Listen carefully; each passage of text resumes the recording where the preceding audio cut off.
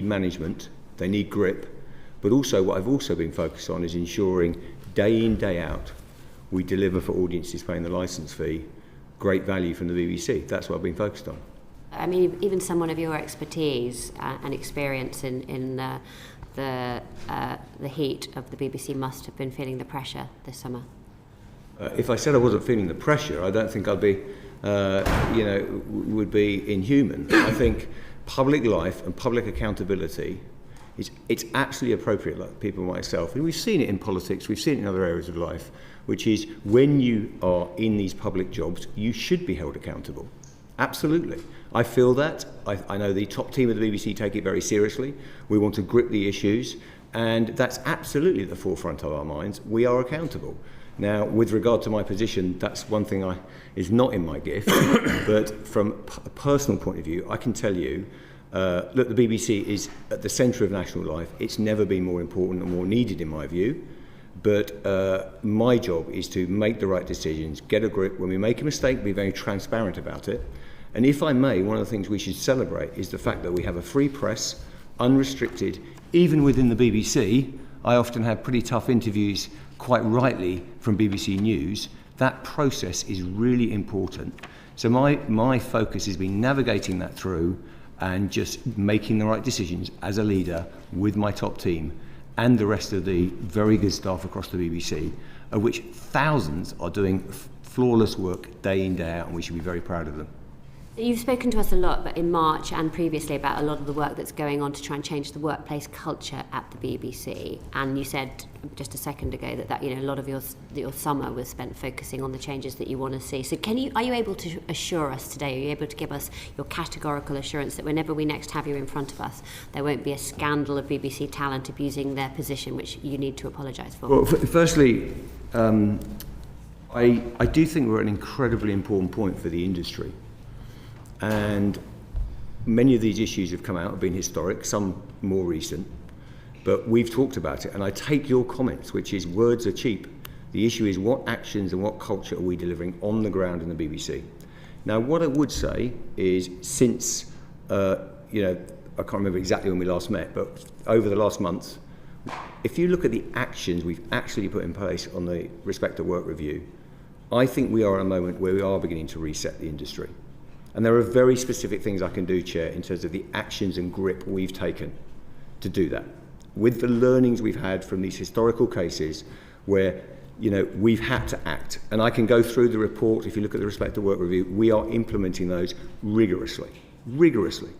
So whether it be being very clear about the expectations we set when everyone arrives at the BBC, making sure that, our Respond team joins up. Some of the cases we've had, we haven't historically, and this goes back quite a long way, joined up all the information we've had. That is absolutely gripped now. Now, can I give a categoric assurance that I'm never going to have someone abusing their power in the BBC and that we don't face issues?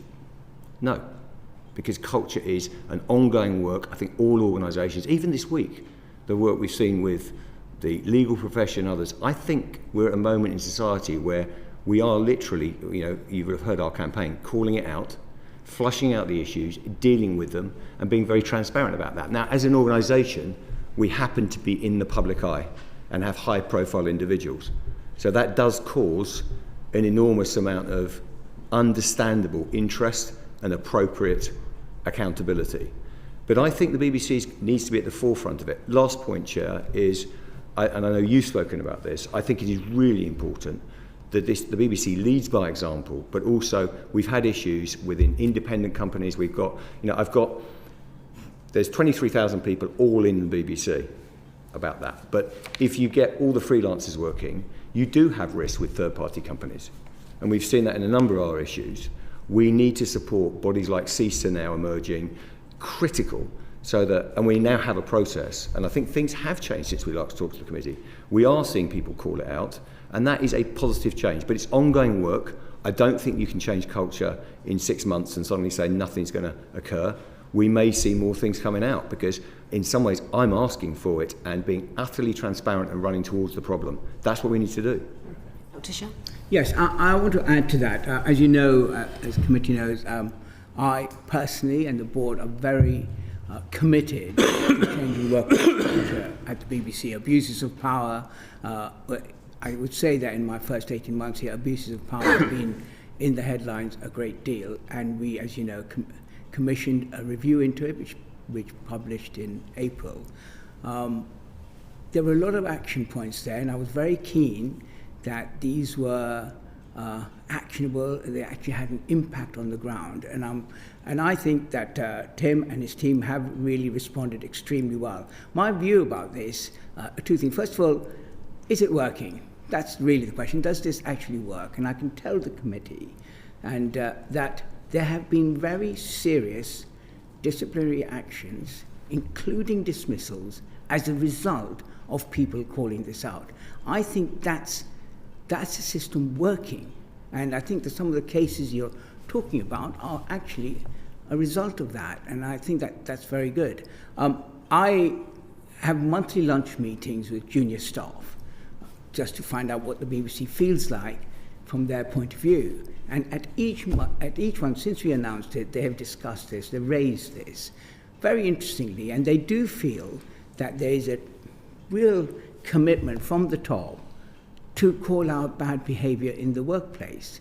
And I think that's good. I think it's good they should feel. But one of the things that the review pointed out is that junior staff are kind of reluctant to speak out because they're worried about their careers, they're worried that what, and I think that's a really big problem. So to have junior staff speak to me and say they now feel able to speak out is good. And the proof of the pudding is it is changing. Now, my view is it doesn't matter how many policies and practices you put in place, you will never fully eliminate human behaviour or misbehaviour. So to your last point, I suspect, and in a way, as Tim pointed out, this is actually evidence of the system actually doing its job. People will call people out, and we will get. And because it's the BBC, if it's somebody famous, it'll become news. But I would look at it, and the board would look at it, finally we're getting to grips with this. We're actually taking action. And you shouldn't underestimate the impact of that on the staff. Because quite often, one of the other things that people have talked about is that, well, we raise it, nothing happens. Nothing happens, so what's the point of raising it? So this is really quite important, that things do happen, and when they're well known, they become high profile, but things happen which aren't high profile, because just ordinary people. Yeah, just on that point, yes. Good morning, gentlemen. Good morning. Great that the Call It Out is taking hold. Are you currently, as we sit here now, aware of any emerging or brewing issues that are an equivalent level of profile to those that we've sat and observed and scrutinised in recent times? I mean, I think I wouldn't comment on individual cases because we have a whistleblowing process. We have an absolutely respond team that are fantastic. Bear with me. Keeping anonymity, which I respect. Are you aware of any? I don't think it's appropriate for me to talk about allegations that may or may not be coming to the respond team before they've even been investigated properly. You can tell us how many you've got. Well, all I would say, no, I don't. Because in terms of, I think that's... You need to know the scale of this problem and whether it still exists. Bear with me. Absolutely you do. So that's why in the annual report we publish the number of whistleblowing cases, 24-25, that was 82. Upheld were 10. In 24-25 it was, in terms of, we've got bullying and harassment, the numbers are all in there, and the time. So we'll absolutely publish these. But I think you can understand, I think, a running commentary of what's coming on the day and what's not. It's not a running commentary. This is a parliamentary sitting, and you're being held to account. We're just trying to understand whether, as we sit here now, you're aware of incidences or prolific people at the BBC that maybe in due course you'll be in front of us defending the action you have or haven't taken. And we're just asking whether or not you're aware of any emerging or brewing issues that are equivalent to those we've discussed before. I don't think it's right for me to talk about the specifics of what the whistleblowing team and the responder work team are dealing with in day to day. What I would do is immediately I'm aware of anything, I will take the action. I mean, you've seen very clearly that, the other thing we should mention since we last sat down is the consequences, to reinforce the chair's point, of actions. We have seen people leave the BBC. For some people, by the way, we're seen as being too tough. But actually, we are not letting anything lie. Any allegation we follow up. We do have a number of active whistleblowing cases at any point in the BBC. That may not be high-profile individuals. It might be legitimate concerns. You know what a workplace is like. And I think we have got very clear guidelines through the BBC now, which is we're fully proactive in dealing with that. I want it out the BBC, and by the way, we're taking tough action. I know there'll be talk about different accountability in different cases, but to echo the chair's point, we have dismissed people who are not living our values. That's non-negotiable. And you'll have seen it with all my high-profile individuals leaving the BBC as well. We will take those actions. But I don't think I can go further in terms of the thing I would where add is, I would mention, again, Tim has mentioned it, we're working very closely with CISA about the industry as a whole. Elena Kennedy, as you know, came to our launch, supported us, and recently CISA has listed us as one of their trailblazers. I can't tell you that this is a real issue for I know it's an issue for other industries, but it is an issue for our industry, not just the BBC, but the independent sector. I've worked in the independent sector. It really is something we need to root out. And I'm very proud, can I say, first of all, to get the trailblazer, that I genuinely think that this time the BBC has shown real commitment to stopping this, and taking the tough action is needed to stop it. Now, as a board, we have asked the executive to report back to us on the outcomes, what's the number, which was saying how many. That's what we're going to ask that. Once that process has gone through, what's been the outcome, and how do the staff feel? How do they feel about working at the BBC? Because we measure this. It's important that the staff feel better and better about working at the BBC. That's why I'm so passionate about it. This is real serious abuses of power. I don't know whether it's human nature or something, but it happens everywhere, but we have to stamp it out. And we have to, as a leadership, say, we're not going to tolerate it. It doesn't matter how grand you are, how famous you are, how important you are. If you behave badly and you abuse your power, we don't want you working for the BBC. I think the last point I'd make is we have to make it a fair process as well. So we've seen in the many spheres of life, you can put up an allegation that does need to be taken seriously and properly. That's why I'm sensitive about it, because I think we will be transparent. I'm certainly not trying to not be transparent, but I do think we need to honour the process, which says fairly, if someone makes an allegation about someone, are we doing justice to that? Because every institution, and we all know that, needs to get about its business to reset the culture. I think the BBC's doing it. One of my legacies, I passionately believe we can reset the industry in a way. And this goes deeper than just dealing with problems. It's also about accessibility. Everyone feels welcome. Are you getting it? I feel very personally fired up about it. But to the chair's starting, or earlier remarks, words are cheap. The issue is what is the experience on the ground for every team in the BBC, and that's what we're trying to fix. Talk about MasterChef quickly. One of the participants that was edited out of the current series of MasterChef initially said that the show should not be aired because prominent figures have been abusing their powers. What message does that send out to women? So what message are you sending out by broadcasting this series? Well, I think it was, as I said publicly, it was a very tough call. It was right in the balance, because we had, obviously these chefs, the vast majority, apart from 48 I think it is, had wanted the show. We talked to all of them. We were very sensitive about it. The team said, do you want to air it? Is there any other concerns you want to raise? And the vast majority wanted it aired. Yeah. So you did have that balance. I think the consequences for the individuals who have presented MasterChef have been very significant. They're no longer working with the BBC. So there are those consequences. The other thing in my mind is people can choose to watch it or not. So there's an element of trust in the audience.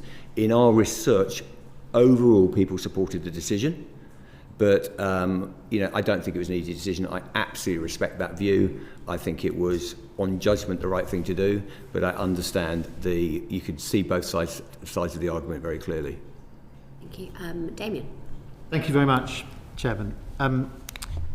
Chairman, in your independent report into workplace culture and behaviour, there was a finding that there was some doubt, some cynicism among some of the corporation's employees about the ability of management to make the changes necessary in workplace culture and behaviour.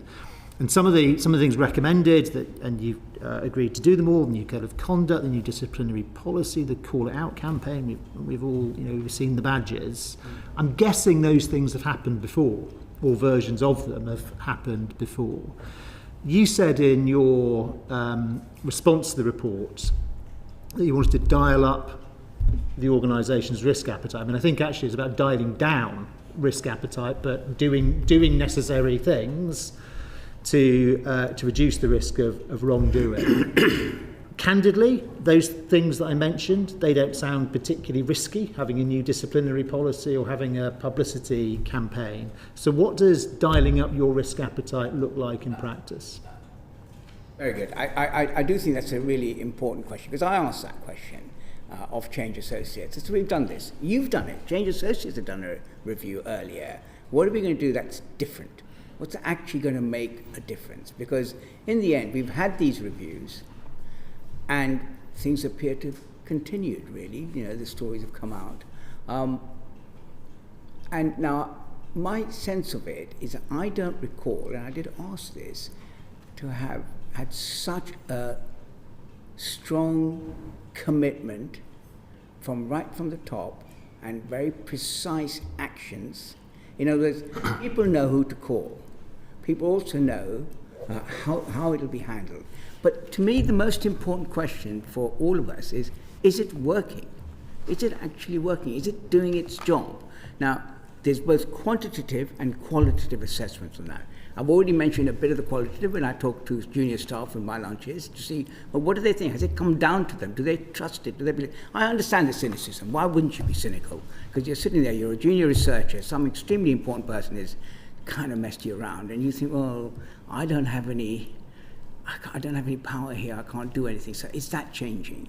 And my sense, qualitative it is. We also mentioned, we do a lot of, in quantitative terms, I've already said, there have been consequences. That is so important, because one of the big things that the Changes did say, well, if you do pluck up the courage to complain, there's anything to be done about it. And there's quite a lot of feedback was, nothing much happened, they're still there, so nothing much is done.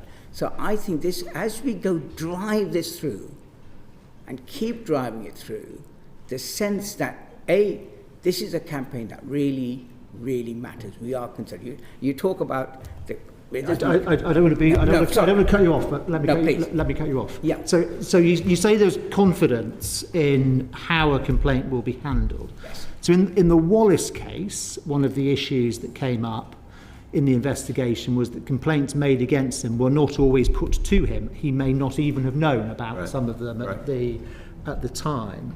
So is part of this new system that people can have confidence in and know how it works, that allegations are always put to the individual, or what is the threshold beyond which an allegation is put to an individual?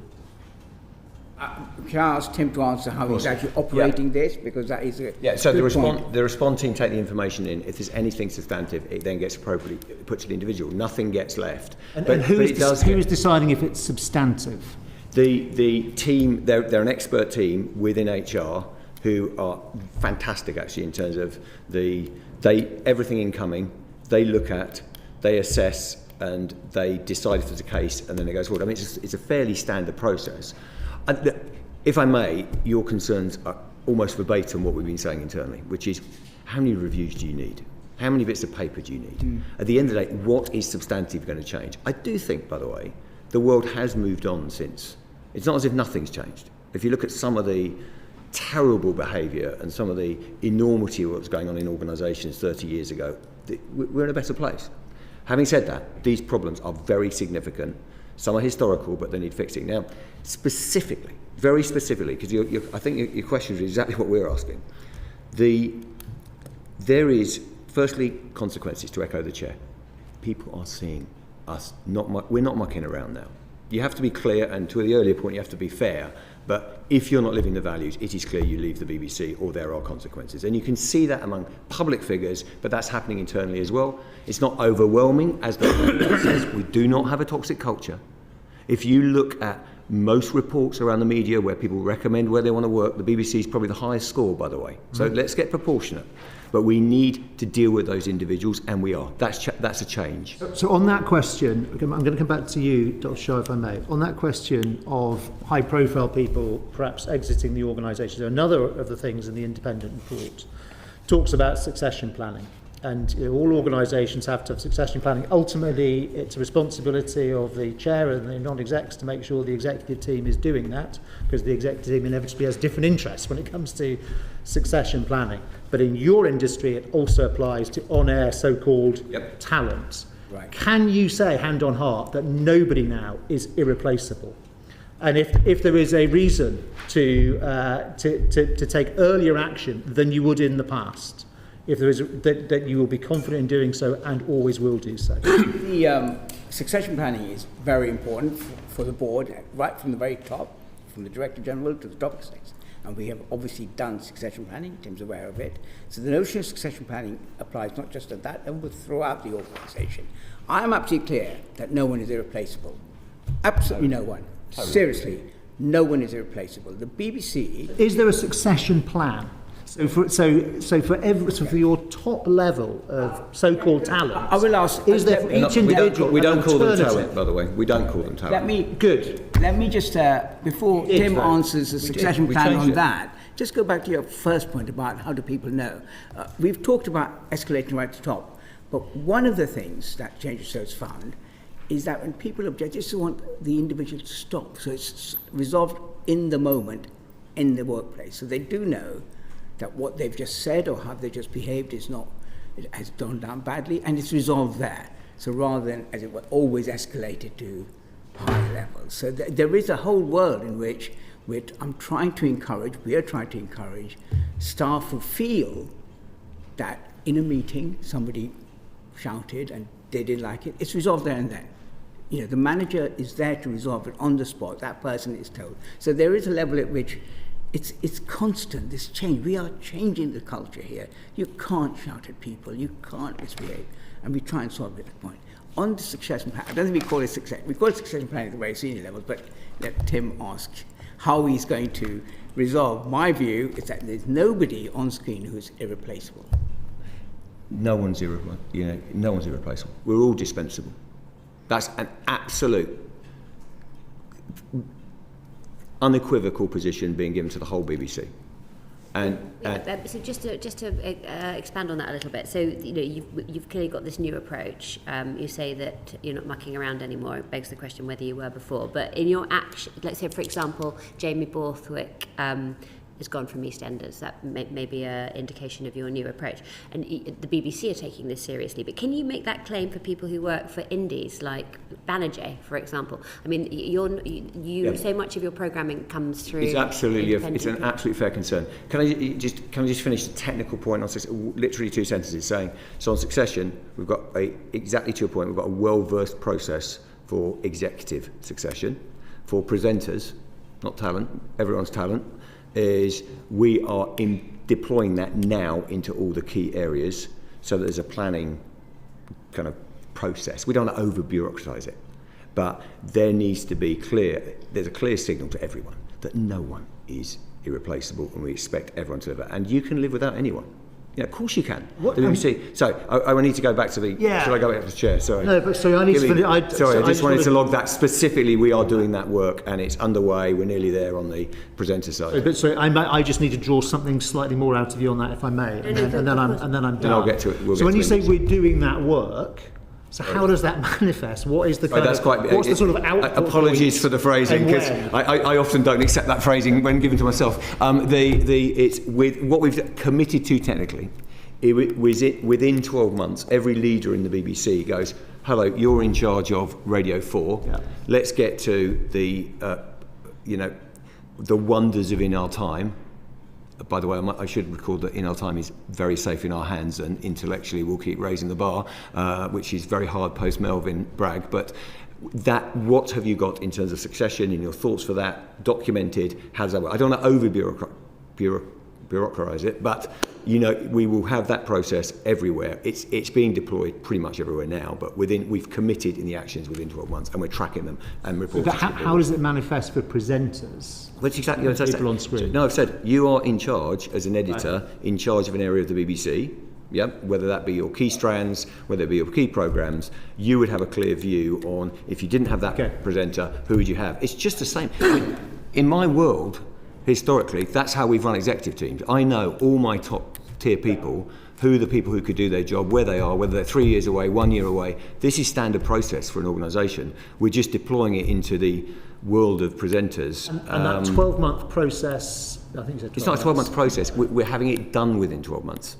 Okay. But it gets the question's the same though. When does the 12 months end? It'll be April this year, but we're pretty much done. I mean, and we'll be recording that. Now, in terms of the indies, very critical question, and I worry about the risk. Yeah, and I think the answer is there's two broad strands of thinking that we need to change, and one is we're making sure that the BBC process and all the if you go now, one of the things that whether it's mucking around is the right phraseology, but one of the areas I'm pleased about is, and it was a personal thing, is sometimes it was a little confusing in terms of where you went versus whistleblowing versus a bullying and harassment claim. And for me, if you're a lower level member of the team, you might say, well, I just want to raise something. Mm-hmm. So if you now go to the BBC, very clearly there is raising concerns. We can share that with the committee online, and everything is clear. It's very, very clear, all right? As well as speaking up to your boss and all those things you can do otherwise. That is available to your point. That is, we can take freelancers through that. They can raise stuff. So the BBC plays its part in being an open door for anyone working on any production. Then we raise that and deal with the indie. But I do think that it is a material change that we're now saying that every indie has to sign up to the CISA standards and make sure that they are committed to delivering the culture we're talking about. And one thing I would say, I talked to CISA yesterday actually. We're going to come on and talk about CISA in a minute. Okay, I'll pause there, but I think it's critical work, and it is part of the central part of your answer, is do people have confidence? Within the BBC we've got work to do, but do people have confidence if you're a young freelancer joining a production with, let's be honest about this, people in power who've been there for 10 or 20 years, what's the route where you independently can raise a concern without worrying about your career? And on that note, I was going to ask you about freelancers. Thank you, Chair.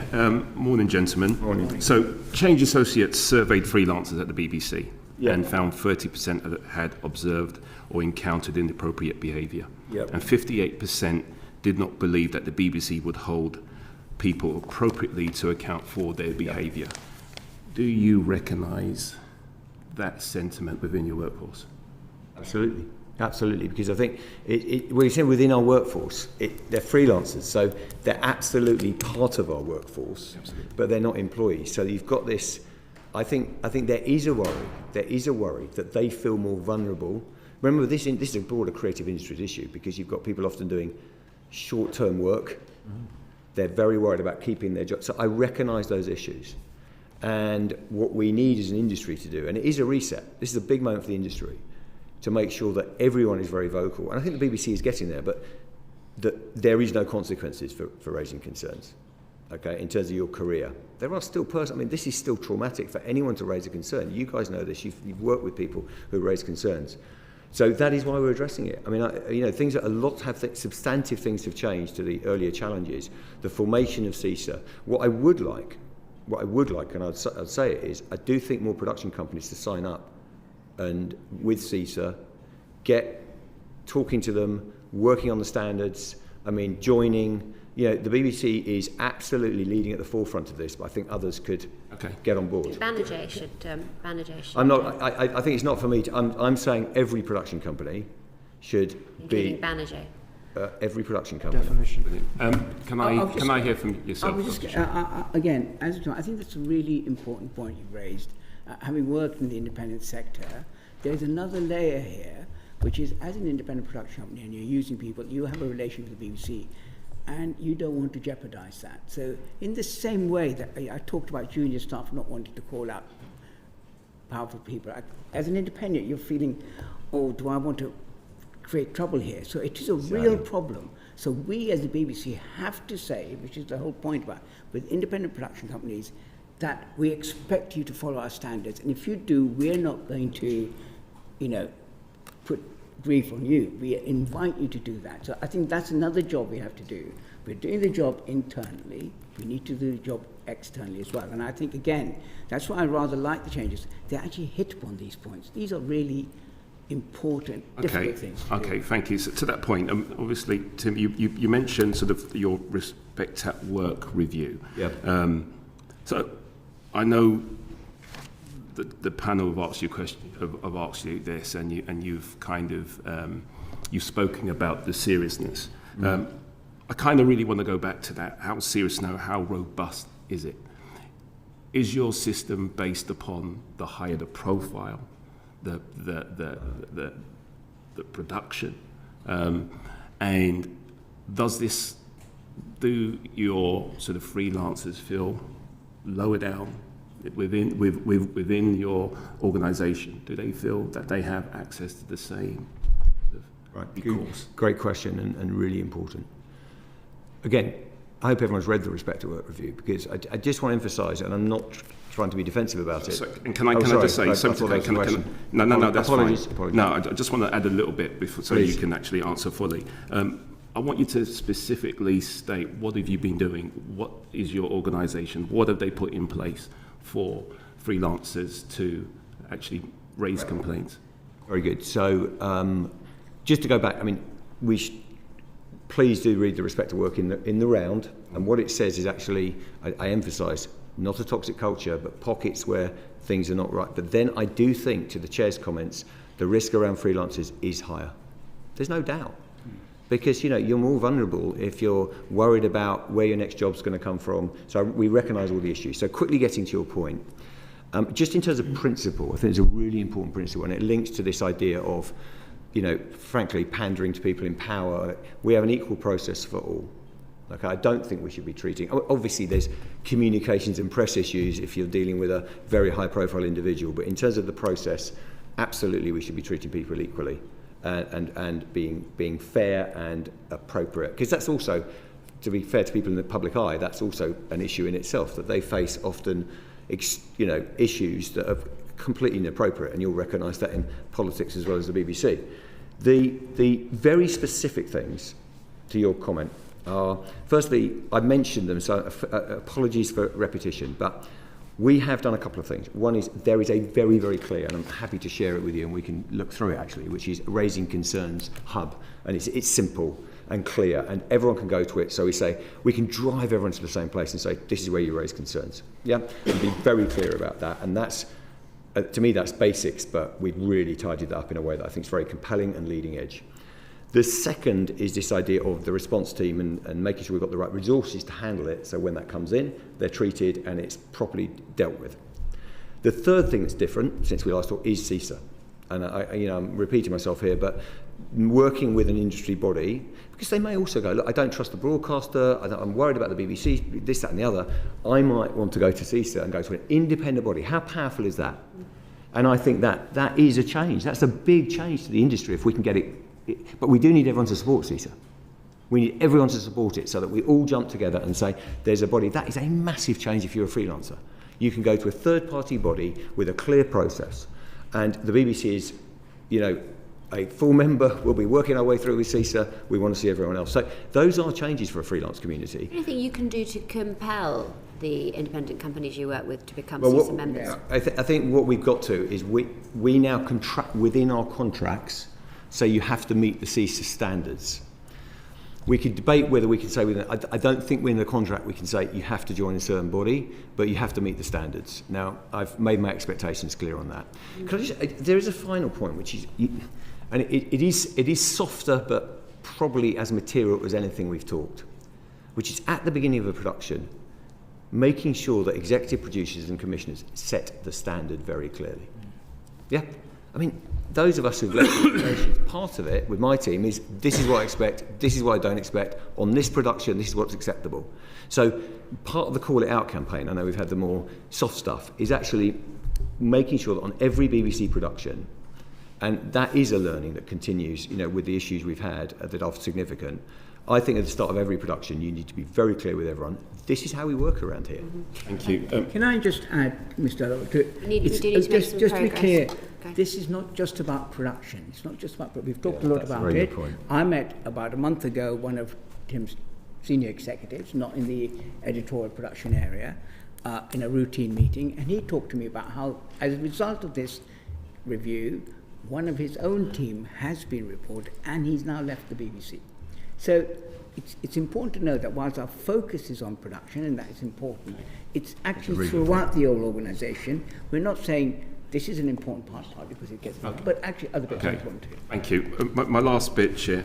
Do you, with regards to your sort of freelance staff, are they part of your surveys, your internal staff surveys? I believe they can respond to the staff survey. Yeah, I'll double check that, but I think they can. Sorry, I can give it. I'll come back to you on that. Yeah. Are they aware that They're they absolutely part of our team, and we need to make sure that. I mean, what I'll do is I'll take that away because we may want to look at full-time staff, but make sure we've got the right. It's an utterly fair point. I can give you an answer. I haven't got it here in terms of where it exactly stops and starts. Right, cool, thanks. Bye, Chris. Yeah, thank you, Chair. In my dim and distant past, I was a freelance broadcaster. Do you have any data on the threshold by which a freelancer would feel comfortable reporting bad behaviour as that would compare to someone who was employed? And as well as how that would compare to people who are employed, do you have any data on whether the length of tenure of a freelancer, or indeed the pay point of a freelancer, would impact that threshold by which they would feel comfortable reporting? I'd love to see that. I haven't seen those cuts you're talking in detail. They're very valid points, by the way, in terms of, and I'd be interested in seeing them. As simple as that. I haven't seen something that actually manages tenure and status. Well, I would say, I mean, the only Have you asked thing. for that? Sorry? Have you asked for that? I don't think so. That cut. I mean, I've asked for a lot of data, but I don't. It's very interesting. I'm quite interested in asking now. I think that is quite interesting. I think what's the Respect at Work review is clear about. So we should think about whether we get that cut. The interesting thing is it is clear from the Respect at Work review that if you're a freelancer, you're more worried about raising a concern, and if you're more junior. So if you put those two together, it's not going to surprise us if those two factors do influence to your question. Yeah, but I think it'd be important to know. The other one I'd add is, what assurance do you have that the people that you have undertaking the surveys have that appropriate understanding of the mentality and the motivators of freelancers? When I would imagine that those from the survey takers, the survey makers, are probably employed and less likely to be freelancers. Yeah, we normally use, world-class agencies and research. I haven't got to worry about methodology because we could share a bit with you, but I don't think that would be an issue. I think the issue is just getting to the other point, is just getting the data. I'm not worried about that. Good, thank you. James. Thank you, Chair. Hello again. So, focus a bit on editorial standards now, this section of this morning. And I want to take us back to Glastonbury and the live streaming of Bob Villan. Tim, did you misread the situation when you were told about what had gone on? And were you shocked then when you saw the chants to death to the IDF and a crowd being whipped up into what I would describe an anti-Semitic frenzy? Yep. What was your response on a? I don't think I misread it. I just got there when I heard about it about 5 o'clock. Post the performance was well done by then, and at that point I knew absolutely that it was an anti-Semitic broadcast. So my decision was to get that off on demand. Simple as that. It wasn't too complicated in my mind. Okay. And to your point, I do think it was deeply disturbing. Deeply disturbing. Personally, I've talked to many people about this. I thought it was deeply disturbing what happened. The BBC made a very significant mistake, very significant in broadcasting that. But, the fact that those words were broadcast to that broad audience, it was frankly very, to your point, it was disturbing. But no, I think when I saw it, or heard it, or heard what had been said at about 5 o'clock that day, it was very clear. Get it off on demand. We're not broadcasting this guy. By then, in some ways, with regard to what happened after that and all the issues around it in terms of the coverage and everything else. But at that point, you broadcast, it's been performed at Glastonbury, you are where you are. But yeah, no, I think I did the right things.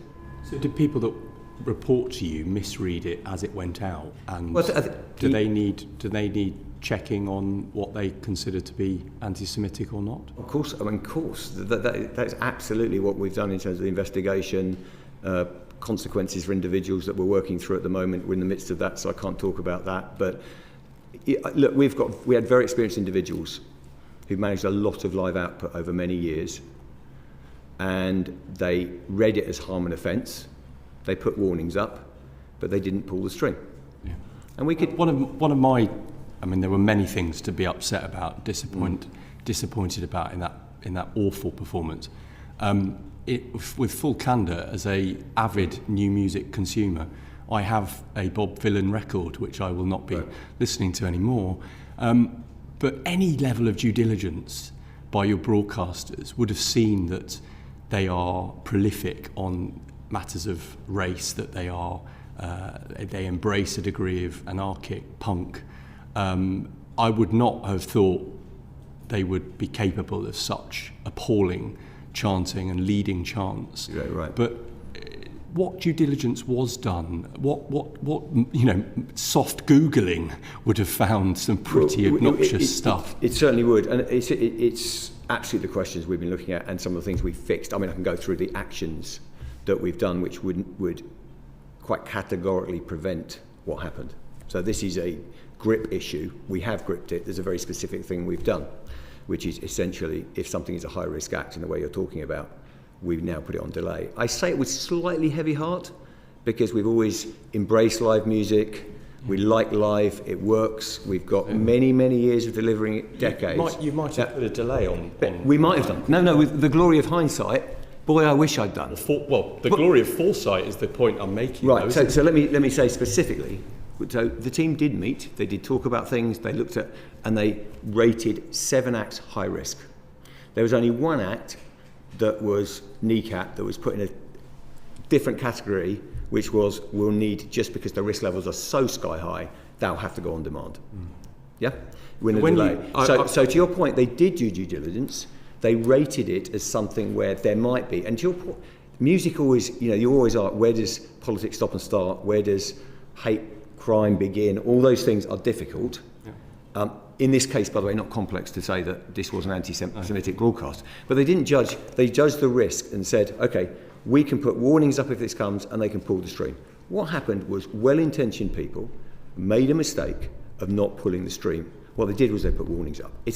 In some ways, it's as damaging as simple as that. You're being very candid, and I want to be fair. Just on some more detail, and you've inferred that you might not be drawn on more detail, but in your 11th July letter to the committee about Glastonbury, you said that you could not answer fully all our questions around accountability due to internal processes. Well, what more can you tell us now? Just that we've done the internal fact find, and now there are consequences for individuals working that through. Honestly, it is not appropriate if someone's going through that kind of action to do a running commentary on that. So a broadcast that went out at the end of June, the internal processes haven't been expedited, people have not faced any consequences, the decision involved in whether or not to cut the live stream, those people they're just back at work, they're suspended pending investigation? I've told you they're facing consequences. There are people who are going through a process, and that does take time, and you need to do it properly. Also, these are well-intentioned people who made a mistake. So I need to be proportionate, but there are consequences, and it was damaging. You commit? The final thing, I do want to say, you said there's no consequences. Actually, some of those individuals, the press coverage, other things, and in terms of for them personally, has been huge, the consequences. I know that is not what, but it's been huge. I mean, do you think these individuals have not had consequences in terms of how they feel? These are good people who have worked for decades in the BBC. I would also want the BBC to be to show a level of empathy for Jews at Glastonbury who felt they needed to assemble a safe space because of anti-Semitic chanting going on in the Westholtz field. I totally agree with you. So I've sympathy with the professional crisis they might be facing, but it's not the same as hate-fueled chanting from the stage at one of, frankly, the marquee event of the music industry. I totally agree with you. In fact, to be fair to the BBC, I worry. I've talked to many people who are dealing with security in the Jewish community, others, and it's horrifying what's going on. I feel deep empathy. To the earlier question about when I found this tough, I think that responsibility to the Jewish community and making sure we are listening and caring and doing the right things. We care about it desperately. Yeah. So I just want to make a point, which is we were not responsible for I'll take the responsibilities, but what you've just outlined was not the BBC's responsibility. 100%. Which was broadcasting to that audience and what that audience did. That is not something I could control. Where we sit is we had a broadcast that went out on one stream. I'm not diminishing it because the way it went, it had enormous impacts. I think you've been very clear, Tim. And we pulled the on-demand. So I just want to be fair to the BBC in that. Absolutely, because other colleagues want to come in, I'm sure. But just two final things on this. Will you commit now to release findings from the individual internal reviews into the cultural failings so that trust, particularly among the Jewish community, can be rebuilt? I know that the chair has referred, we'll come on to, colleagues are coming on to leading on the Gaza documentary, but your quote about dagger to the heart of impartiality and what it did to trust applies just as readily to the experience of this failing as it does to that. So will you commit to disclosing those internal... Can I just be clear what you're asking for me to commit to? Because we've done a fact find and then we've agreed actions which directly relate to some of the challenges you quite rightly put to me. Some are technical. As I said, high risk act. And I've heard the argument from others in terms of why risk this? Why risk it? Well, too right. What you've done is given a huge amount of publicity to this cause. Yeah, indeed.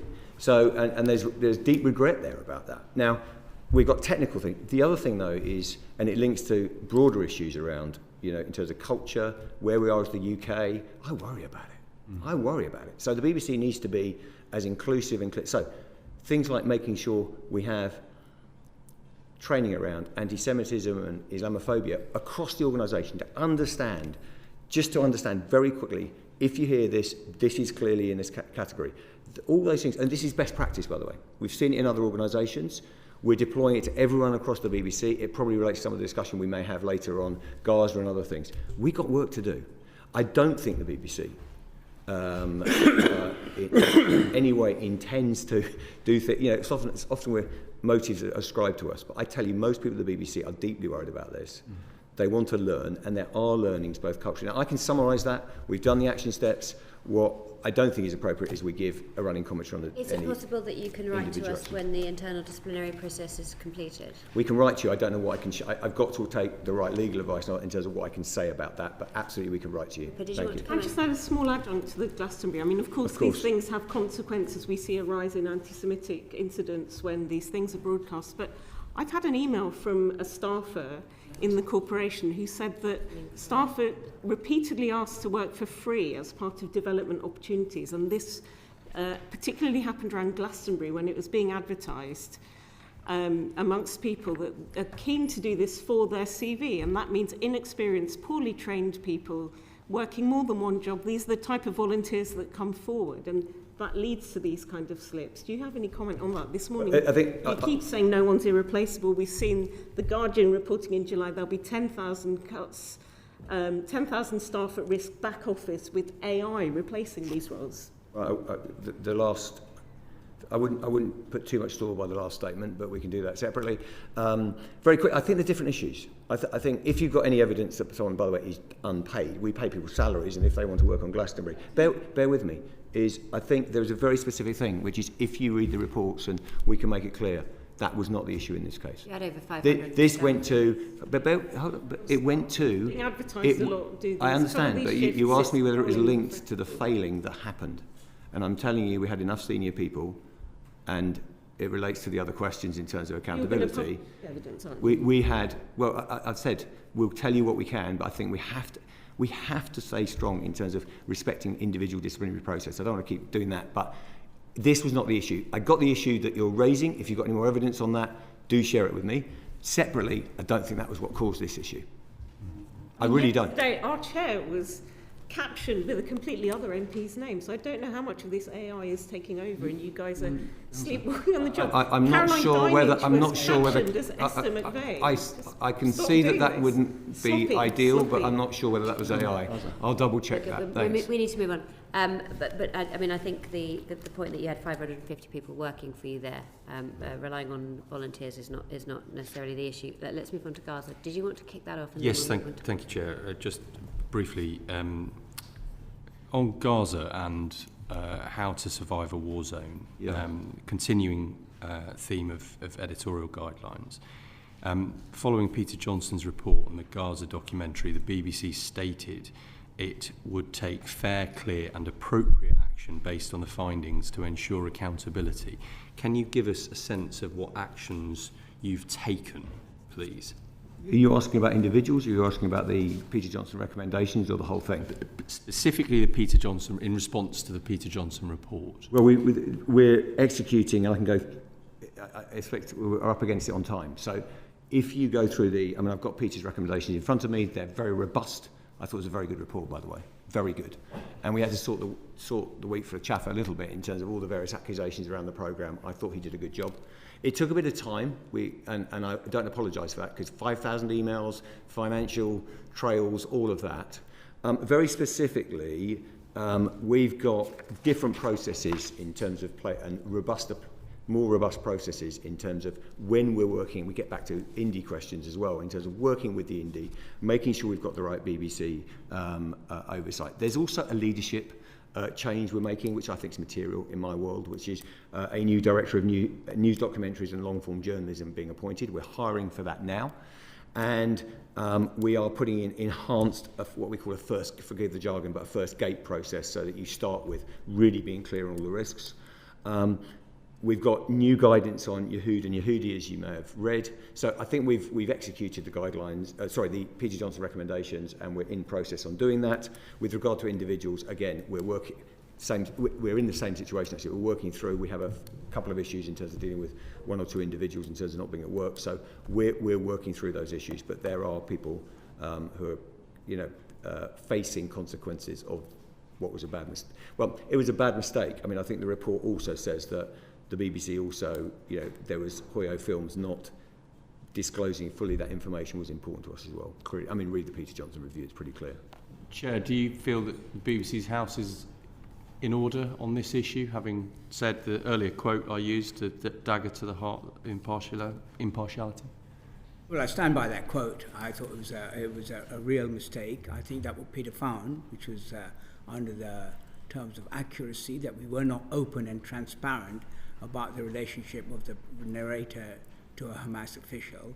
I think that really does go straight to the heart of the BBC's reputational risk in terms of being impartial, in terms of being trustworthy. So I do think that was the case. I don't want to minimize what was the problem here. I think it was a problem. In this case, it was sin of omission. It's just as serious as sins of commission.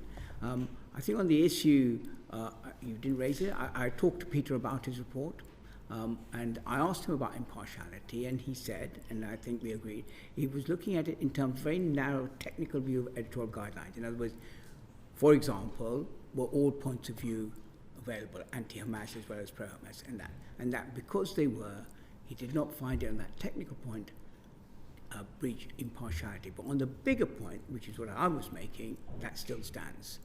I thought it was a real mistake, and Tim said, and we have taken fully all of his recommendations. I agree, it was very detailed. One of the things I want to say, people often say to me, why does it all take so long? Right. Well, I was very concerned that no payment from the BBC went to Hamas. Now try and follow that audit trail to make sure, as best as we can, that nothing went. It's really difficult, but we really went hard, and that takes time. It's still quite arresting to hear even that as a prospect, isn't it? No, completely. That's why we asked about it. I mean, it really is. So I think the report, but I do think it was a very big issue for us. Thank you, big Chair. mistake. Thank you. Paul? I declare my interest as a member of the National Union of Journalists. On this wider issue of editorial guidelines, gentlemen, obviously there have been clear and unacceptable failures when it came to Glastonbury, which made the Jewish community feel unsafe. There have been clear and unacceptable failures on Gaza, how to survive a war zone.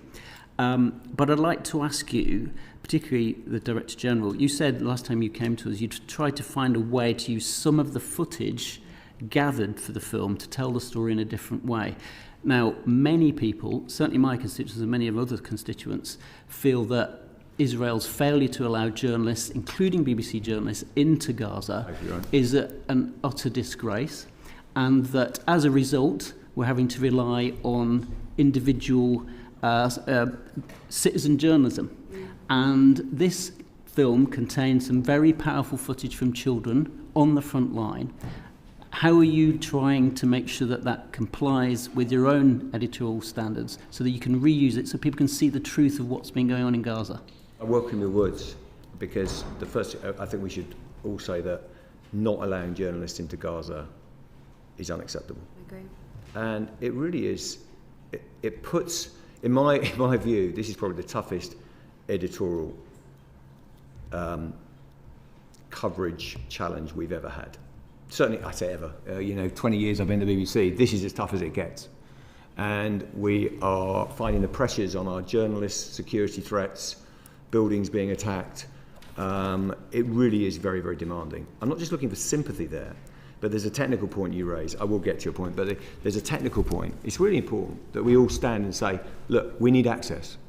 Because we can look at a story like aid centres or whatever and hospitals, but there's nothing like having a proper journalist with our standards on the ground doing the work. So I would ask us to get access, and the idea that we can't go into war zones is patently absurd because we've done that for years and we know what we're doing. So that's a point well made. It puts everything, in some ways in a more difficult setting.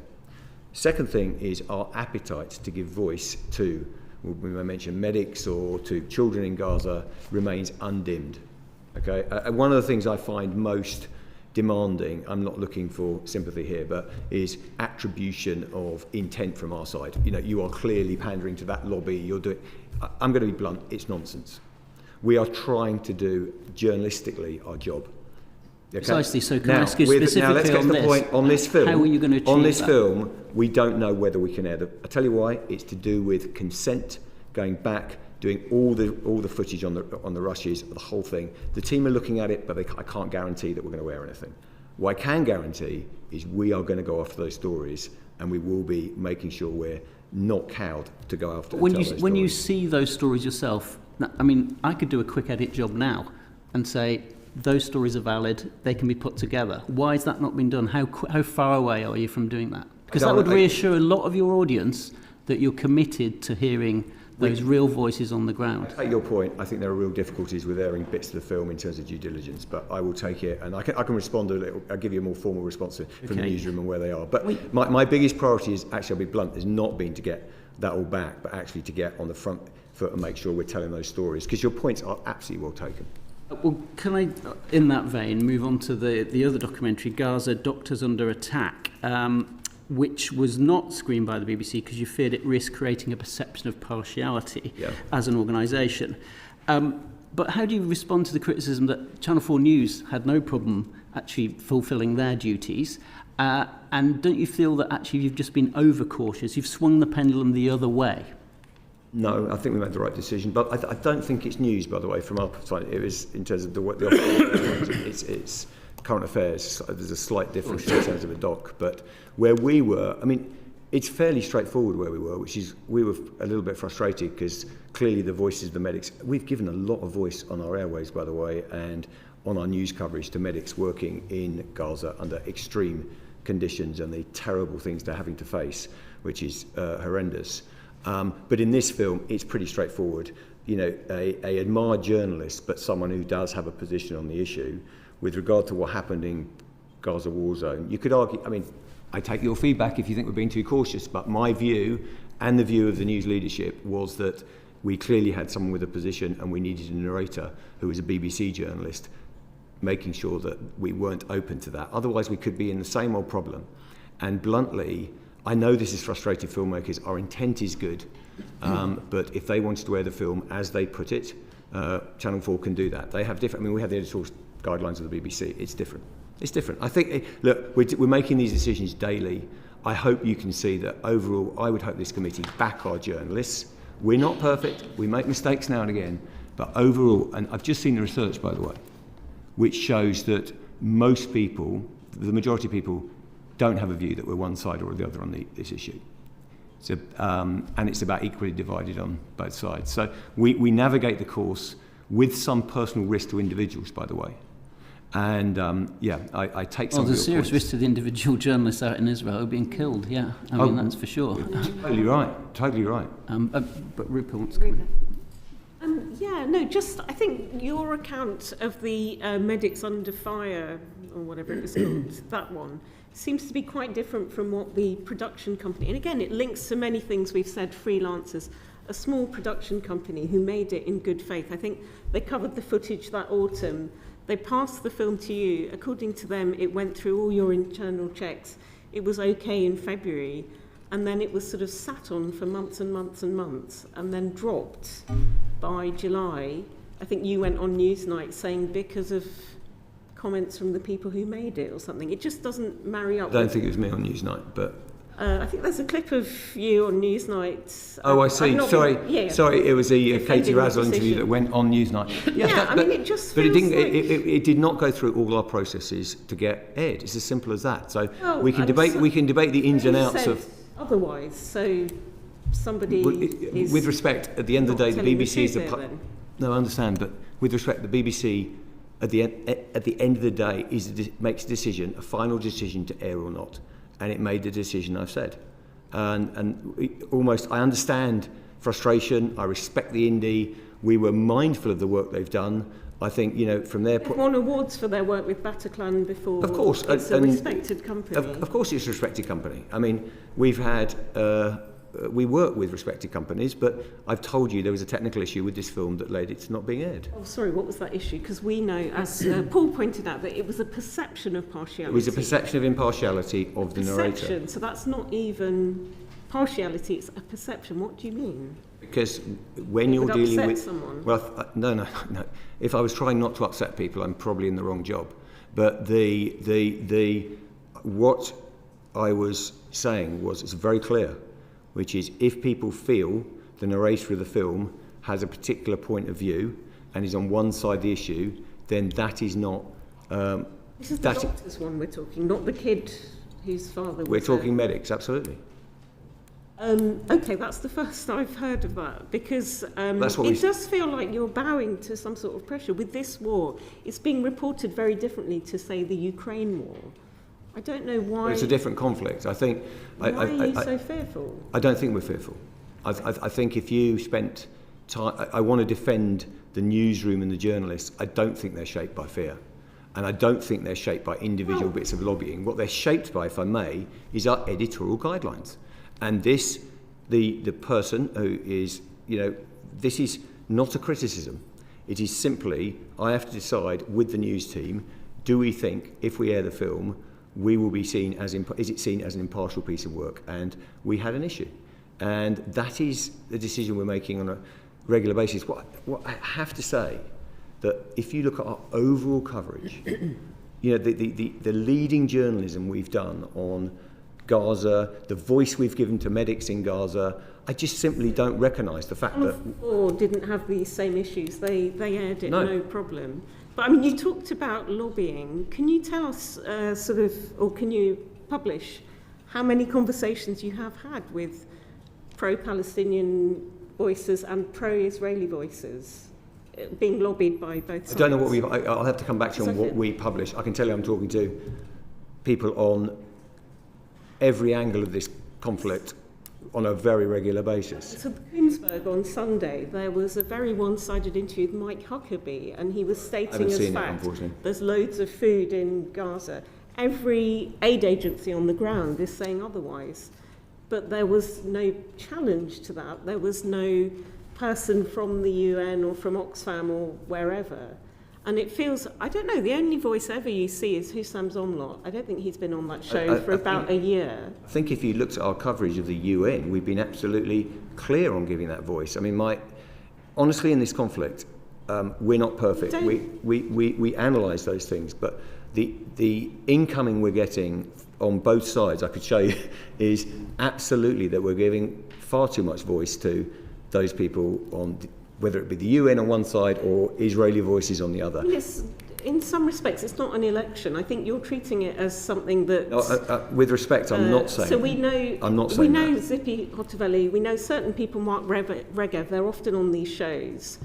The other side, we don't even... The pro-Palestinian voices, I don't think we do have those. I can't picture some of the people you hear make on 2 the points. Today programme. I absolutely take your point and agree on what I'd call on equalisation, which is you've done 10 minutes here, you've done 10 minutes. I think frankly, our journalists are better than that.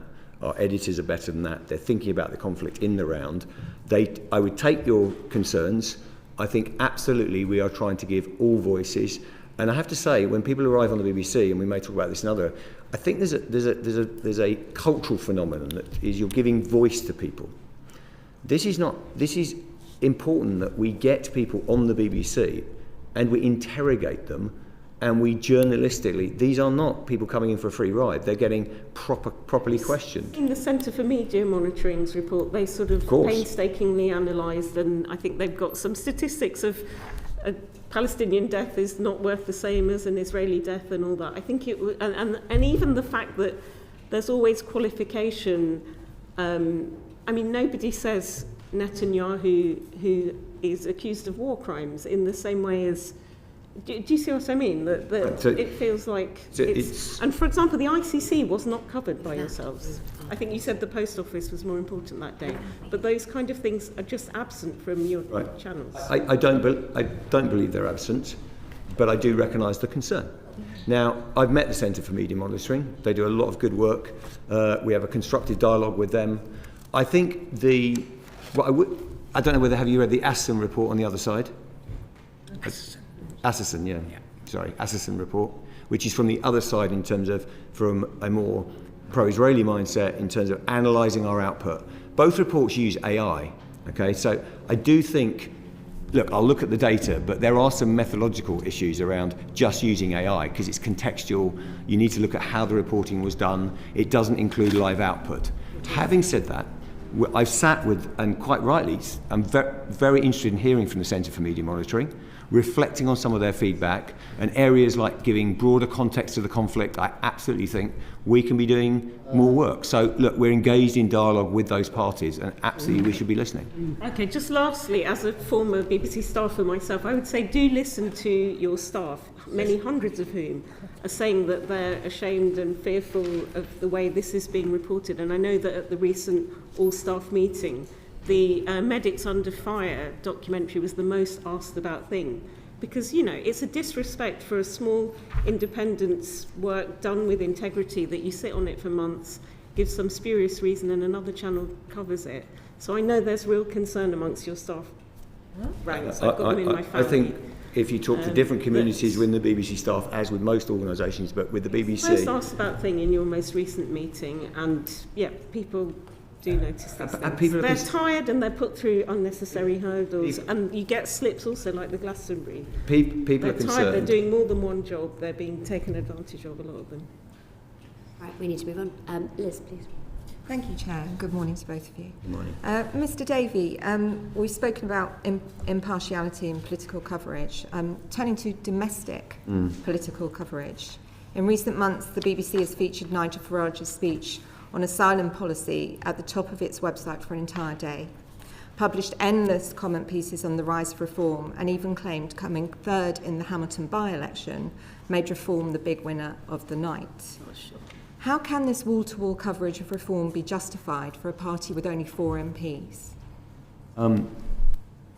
It may be worth hearing from the chair initially, because we've discussed this at the Editorial Standards Committee and talked a lot about this. And I think, I mean, Sumit, do you want to say something? And then I could talk a little bit about how we're handling it. Kick off. I chair the Editorial Guidelines and Standards Committee, which examines these sorts of things. And routinely we have assessments of our news coverage and our news audiences. And I think one of the things, as we all know, we were aware that the political system here and the electorate are fragmenting. It's becoming a multi-party state, and we want to know how BBC News will cover this situation, the new emerging situation, both in Parliament but also in the country as a whole. We had a very interesting report about it, and of course the reality is our coverage, BBC News's coverage, it reflects not just the party representation in Parliament, but also what polling is telling us about how many people support one party or the other and what the actual numbers are. We know, you're right, of course, that Reform have Lib Dems have 70-odd members, Reform has only 4, I think, but Reform had 4 million votes. That's quite a sizable thing. And what we were concerned about, what we want to know, is how is BBC News covering that, this changing nature of Reform support. And I think what you're recognising, I don't think it's wall to wall. If you think about the recent Reform conference, it was doing what was happening. The events of the Labour Party took over, the Angela Rayner story took over, so I don't think they'd agree with you. We do it on terms of both their representation of the country in Parliament and news judgments, and that's how we approach it. And I think that because Reform have risen in terms of its popularity and its support, you might detect greater coverage of Reform and Reform stories, but that really reflects their own popularity, as it were, within the country as a whole. I think the important thing we want to make sure, and we as board want to make sure, that it's due coverage, that it's proportional to all those factors. It's not overreach, there's not more, there isn't less. And that's always a judgment. It's a judgment based on the general background about support and also on the individual day in terms of news values. And I think that suggestion that we need to make sure that we are adequately reflecting Reform voters in our coverage, their views and their attitudes as much as everybody else's, is important. And I think that's the background, the context to the way the news is covered. Reform. Are there equivalent plans to win the trust of supporters of other parties, including those worried by the disproportionate coverage the BBC is giving to Reform? Indeed, all the parties, we look at the interests and the views of all the parties on impartiality and what their concerns are and what we can do to try and meet this. We're not going to change our position of impartiality and telling all parties.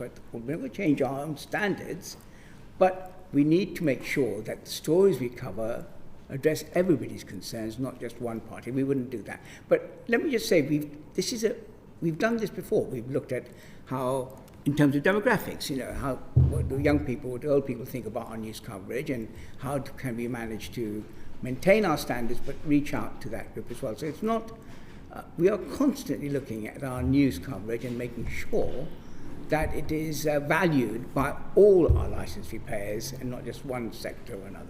I mean, very quick from me, I think our only objective is to deliver fair and impartial coverage, and we're always listening when people think we're not delivering that, and the balances are wrong. I mean, I've talked to the leader of Liberal Democrats a number of times, and I think what we've got is we have got a challenge in terms of a new landscape. The two parties were 80%, now they're 60%, as you know only too well. And meanwhile, it is appropriate we look at latest election results polling and Reform. I think it was an estimated national share of about 30%. They got the councils, they got the mayoral contests. I think we're trying to get the balance right. I think it is difficult, and to your challenge, I think we need to keep reflecting on, I looked at my question time numbers before I came here, you'll be pleased to hear, and I've got them in front of me, I look forward to that, but there were more Liberal Democrats than Reform, over the last period. All those things we're trying to look at, be fair. I take your concerns, that we are also a news organisation, so you do chase, we've got to, appropriately, when news is being made things happen, and that might be of any shape and size in terms of the news, so it's very difficult to be utterly proportionate in that. I would say it's a very active discussion because what's happened, isn't it, is that the landscape politically has changed fundamentally, and there's more issue-based discussion, there's more parties in there in terms of a scale. We just need to keep doing our work and make sure that's right. But again, I want to be blunt as well. Some of the reporting that we're trying to ingratiate ourselves to one party or lean one way or the other is, frankly, for the birds. What we're trying to do is negotiate a new landscape fairly. That's it. You said a short while ago that you're worried about where we are in the UK. Would you accept that by giving undue prominence to one political party with a hyper focus on divisive issues, the BBC is fueling a toxic debate? I am worried. I mean, I'll just echo that. I mean, if you look on, by the way, we'll debate the BBC quite rightly and accountably here, but have a look at social media, have a look at some of where the other media outlets are going. I mean, I do worry. Okay, now when it comes to our house, because I'm not pushing away the problem, I take the concern. What I would say is, and this is, I was in a university the other day and said, how can you give voice to Trump? And I said, I'm not giving voice to Trump. I'm journalistically covering the news and interrogating the story. So the idea that, if you heard, I think it was Nick Robinson interviewing someone from Reform the other day, it was a tough interview. I think we are about journalistic interrogation, verify looking, to your point. What is substantive, where policy is real, what's proven, what's happening in councils. With our local services, we've got a great, I think we need access, by the way, to reporting in everywhere. That is part of the accountable. I'm so fired up at the moment about the value of free press, the value of that interrogation. But what I really don't believe is we should be not. I take the point on prominence and just the balance, but I absolutely don't think we should be saying, sorry, we don't give voice to people. And I know you're not saying that, but that does come in quite a lot at the moment, and it's changing in society. Don't give voice to someone I don't agree with. We have to stay strong on that.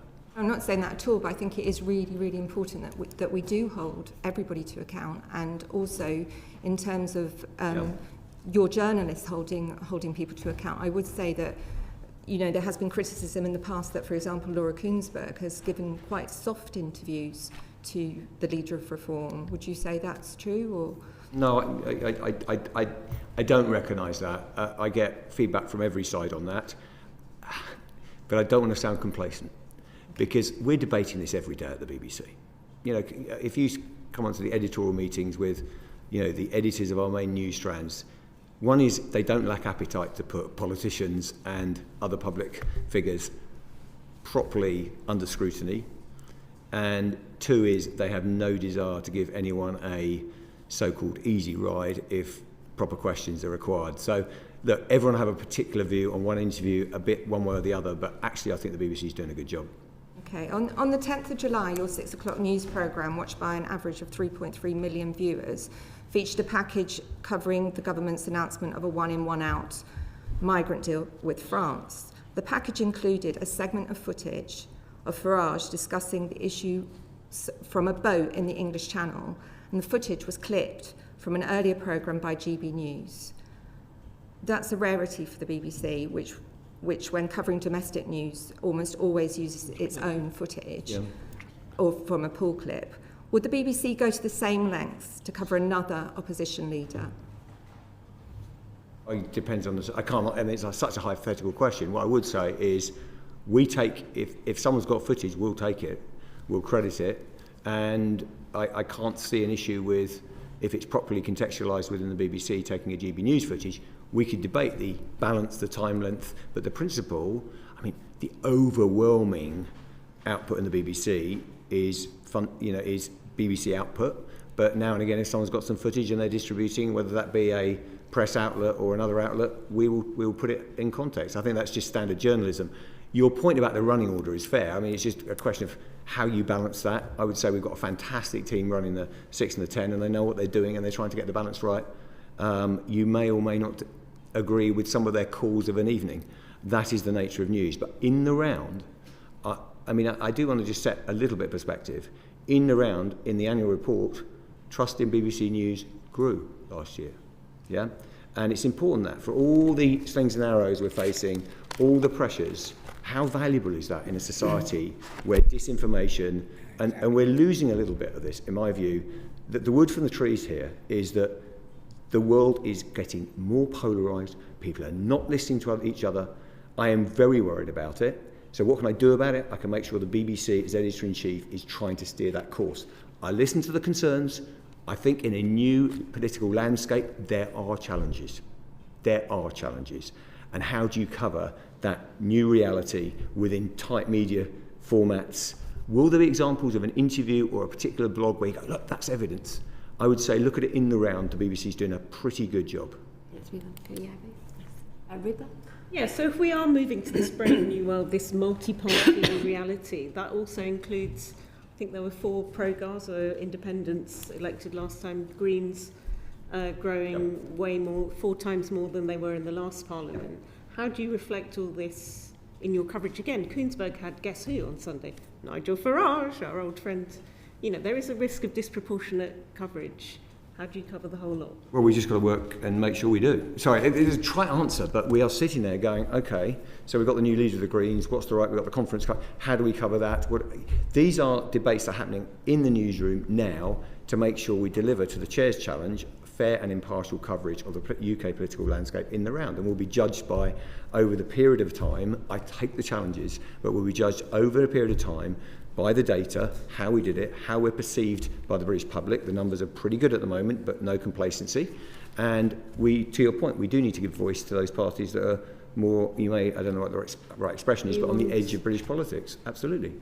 I mean, also, it doesn't inspire loads of confidence when some of your senior people are known as being very partisan, like Robbie Gibb, like Rafi Berg, I think has been exposed on Twitter by some people.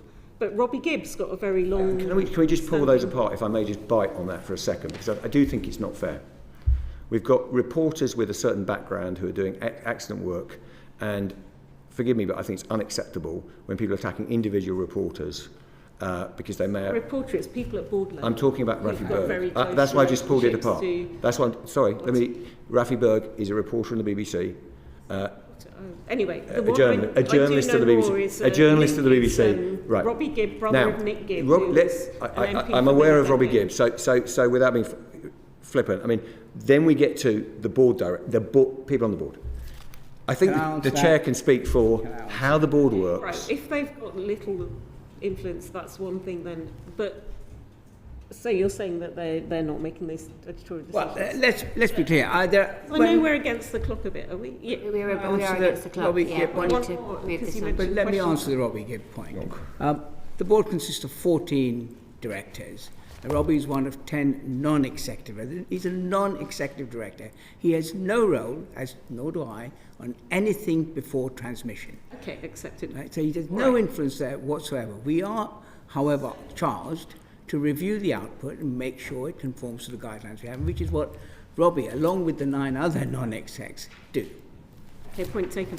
Sorry, you mentioned Tim, and we have sparred over this for some years now. Question time. I mean, again, every time we're here, I've got these figures that are very different from your figures about the selection criteria, the non-politicians, the people from GB News and other broadcasters, the people from The Spectator, the head of the supermarket, these kind of people, and then your one Labour. I just wondered, maybe this time we can clear it up once and for all. Could you tell us what exactly are the selection criteria for being a question time panellist? It is your flagship programme. Is it based on opinion polls, representation in Parliament? Can you tell us? It's a balance of those things. I mean, honestly, well, can you publish it we've and had show this, us? No, we've had this dance a number of times, and I think... Yeah, because I say some numbers, there will be talks, there will be to private school, you say it's not true. So could you publish clearly I've got the criteria? But firstly, since... Because every week it will change, do you know what I mean? On Thursday autumn 2024. So can we have the selection criteria like... It's autumn 2024. We've had 34 Labour, 34 Conservative, 14 Lib Dems, 8 Reform. No, but I'm just... It's going to change on a weekly basis. Well, it's going to change. Know how do you get on the show? Well, it is a judgment from the editorial team to reflect the political landscape, but also those people who are, it's not just about party politics, it's about those people who have got a voice, those people who represent different areas of the community. I am more than happy to offer you, go and meet the editors, go and meet the team, and just they can talk you through how they do it. They're very good. Just clear They're criteria. very good. Well, look, I've got all the political positions of some non-politicians are up for debate. The following split is as follows. Left 24, right 24, neutral 12. And that's since autumn 24. So we're pretty much, that's the team's criteria. What they do is they look at it in the round and go, have we got balance? And I'm getting equal incoming from the other side, by the way. Sure. So I think I'm more than happy to take this outside and you for meet the editor. Because if you think I'm... Take it outside the room. Because we've done this 3 times, I think we're in a really good... What I asked you though, is that, do you know what I mean? Like when you're on a selection panel, we're not publishing... When you're on a selection panel, there's desirable attributes, there's essential attributes like that. We have an editorial system, and we don't have a tick box system. What we do... You're making up as you go along. No, but hold on. We haven't... That's pretty clear. Let's move on. That is not representative. I think you two guys are always going to fall out over this, so I'm going to move it on. Let's go to Jo, please. Thank you, Chair. This is to Tim. So by what criteria did you choose to put Thomas Skinner on Strictly Come Dancing? That was not my decision. That was the production team looking for those people that they thought you've got 2 criteria. Those people who want to do Strictly and those people they thought would be interesting to the audience. That was it. Okay, so there's a claim that Narinder Kaur was deemed too controversial to be on Strictly Come Dancing. So how are you evaluating I've this? never heard that. I mean, I'm not... Simply put, I'm not involved directly. That's not disowning it. It's just day to day. It's for BBC Studios to propose to the Commissioner of Entertainment who they think they can get. One is who will take part, because it's quite a commitment, 3 months in full training. And the second is who are people that they think would make a good balance in terms of the cast. And my goodness, they've done a good job in terms of creating a phenomenal show. We don't say that you have to agree or that there'll be people with different views there. Clearly, we wouldn't take anyone whose views are, just beyond the pale or we would see as completely unacceptable or not suitable, racist views, all those things. We wouldn't accept them. But that's not the case here, from what I know. I'm not an expert on the individual per se. I've read some of the coverage, but I think we're a pretty broad church when it comes to Strictly. There's not a specific criteria then that you're adhering to. I mean, Thomas Skinner. What criteria are you thinking of? On the basis of who gets onto Strictly Come Dancing. I understand that. What criteria would you... Well, if one is deemed too controversial, what is that? There must be a criteria if somebody is deemed too controversial. But I think it's related to do they have there may be views you don't agree with, but that's not to me a criteria. If someone had broadcast things that were totally unacceptable, had racist views, we don't want them anywhere near our shows. That's obvious. That's the kind of that's what our team have to judge. They do. I mean, I don't know how many series we're in, but we've had a pretty good run of the contestants. There's been things to deal with, but actually, in terms of the casting and the overall show around the world, I think they do a good job. I think it goes back to the previous question from my colleagues. So how are you deciding how much airtime outside news and current affairs for personalities who could be described as political, and then is there not a danger for the BBC falling into the culture war trap? Well, yeah, I'd love the BBC not to be in the culture wars, but everything. If you're going to cast people now with social media, I mean, we're in a completely new landscape. That you're into, we're into a dancing program here. We won't be talking about current affairs. We'll be looking at, how well they dance. I think this is fine to cast an individual as long as they're within boundaries. And look, it's one person within a long lineup of different individuals, different people have different views on the casting this year, by the way, the other way. So I think it's just the nature of the beast in a social media world that everyone have a bit of a view. I don't think it's right to say, we won't have anyone who's never said anything that you either disagree with is slightly controversial on social media. I don't think that works. Frankly, I just think we've cut the list down too far nowadays in this, with some heavy heart, because I'd love that to be the case. Okay. Thanks, Joe. Let's move on to Bio, please. Right, so regarding, what was your response to the government's creative sector plan and the measures to included to support the public service broadcasters? Broadly speaking, I'm positive about a number of it. I'm positive about the landscape at the moment in terms of not only the government's intentions around public service media, but if I can, because I know we're a bit short of time, just say that Ofcom's review of public service media as well, some of those recommendations, I think they are, firstly, I really appreciate the overall support for public service broadcasting. We're going to have to fight for public service broadcasting, and we should be incredibly proud of the BBC and what it's delivering, and I'm glad the government recognised that. I'm also really pleased, having worked for many decades on this, that when you look at the industrial growth strategy, creative industries are absolutely part of that. So this committee is now looking after what I think is one of the key growth engines of the UK. I'm very supportive of it. Having said that, I think what we're seeing is a challenge to act more quickly and with some urgency in a radically new landscape around collaboration, around prominence, around a whole load of decisions around DTT transition, which we want to talk about. All those things, there is a sense that now is the time to get moving on public service media and support it, because if we don't do that, I think the jeopardy becomes too high. I worry. And I think we're in a strong position. As I always say in this committee, I think that if you want cheering up, go fly anywhere in the world and talk about the BBC. Okay. We are the envy of the world. The question is we've got to try and protect that. Can I just add to that? I think both the government and the Ofcom view, I'm very pleased to note that there is a commitment to public service broadcasting. I can't tell you how important I and the board think this is. Of course, the BBC is the major player here, but it's important for this country that we recognise the value of public service broadcasting in the face of this changing landscape. And one of the issues, as we all know, is prominence. I don't know if you've been to the latest smart TV exhibition and displays, and it takes a long time to get to public service broadcasting. And it's really important that prominence matters, not just for the BBC, but for PSB as a whole. And our impact on the creative industries of this country is profound. And again, so I really welcome both Ofcom and the government's recognition of the importance of public service. Thank you. So on that point, the plan obviously proposed sort of the updating of the policy and the regulatory sort of framework. So what should the government prioritise in updating its regulatory framework? Well, I think firstly we've got to get the Media Act done and get the prominence sorted. To echo the Chair's comments, this is not an accident that we've got such a thriving and admired creative sector. We've decided, in terms of prominence, in terms of intervention, in terms of a licence fee, to create something. And we've created a lot of growth. And, as I said, the roles for the BBC are really clear. Trusted, in terms of, a trusted source of information.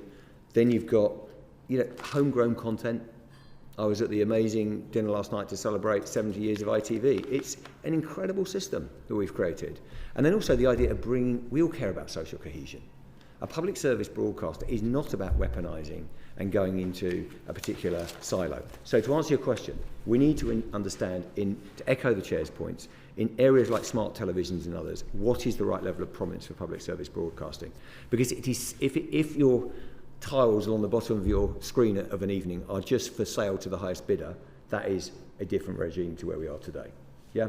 So I think that's really important. The second is we need stable and adequate funding. And that includes the BBC in terms of what comes after licence fee, how it works, how we reform, and making sure we've got universal funding. That's absolutely critical, and I welcome the support from numerous quarters on that. We need clarity. Sorry, you did ask. Carry on. We need clarity on the distribution in the future. And I'm largely echoing, by the way, Ofcom's good work in this, because I think it works with government on this, which is where we're going. I think we need to ensure that we're able to execute partnerships, in different areas to share our resources with other public service broadcasters. And I think the other one is just make sure, and I know Ofcom are on this, as in their words, streamline regulation, stripping away unnecessary restrictions, where, we clearly need accountability. We're absolutely here to do that, but we need to act at speed.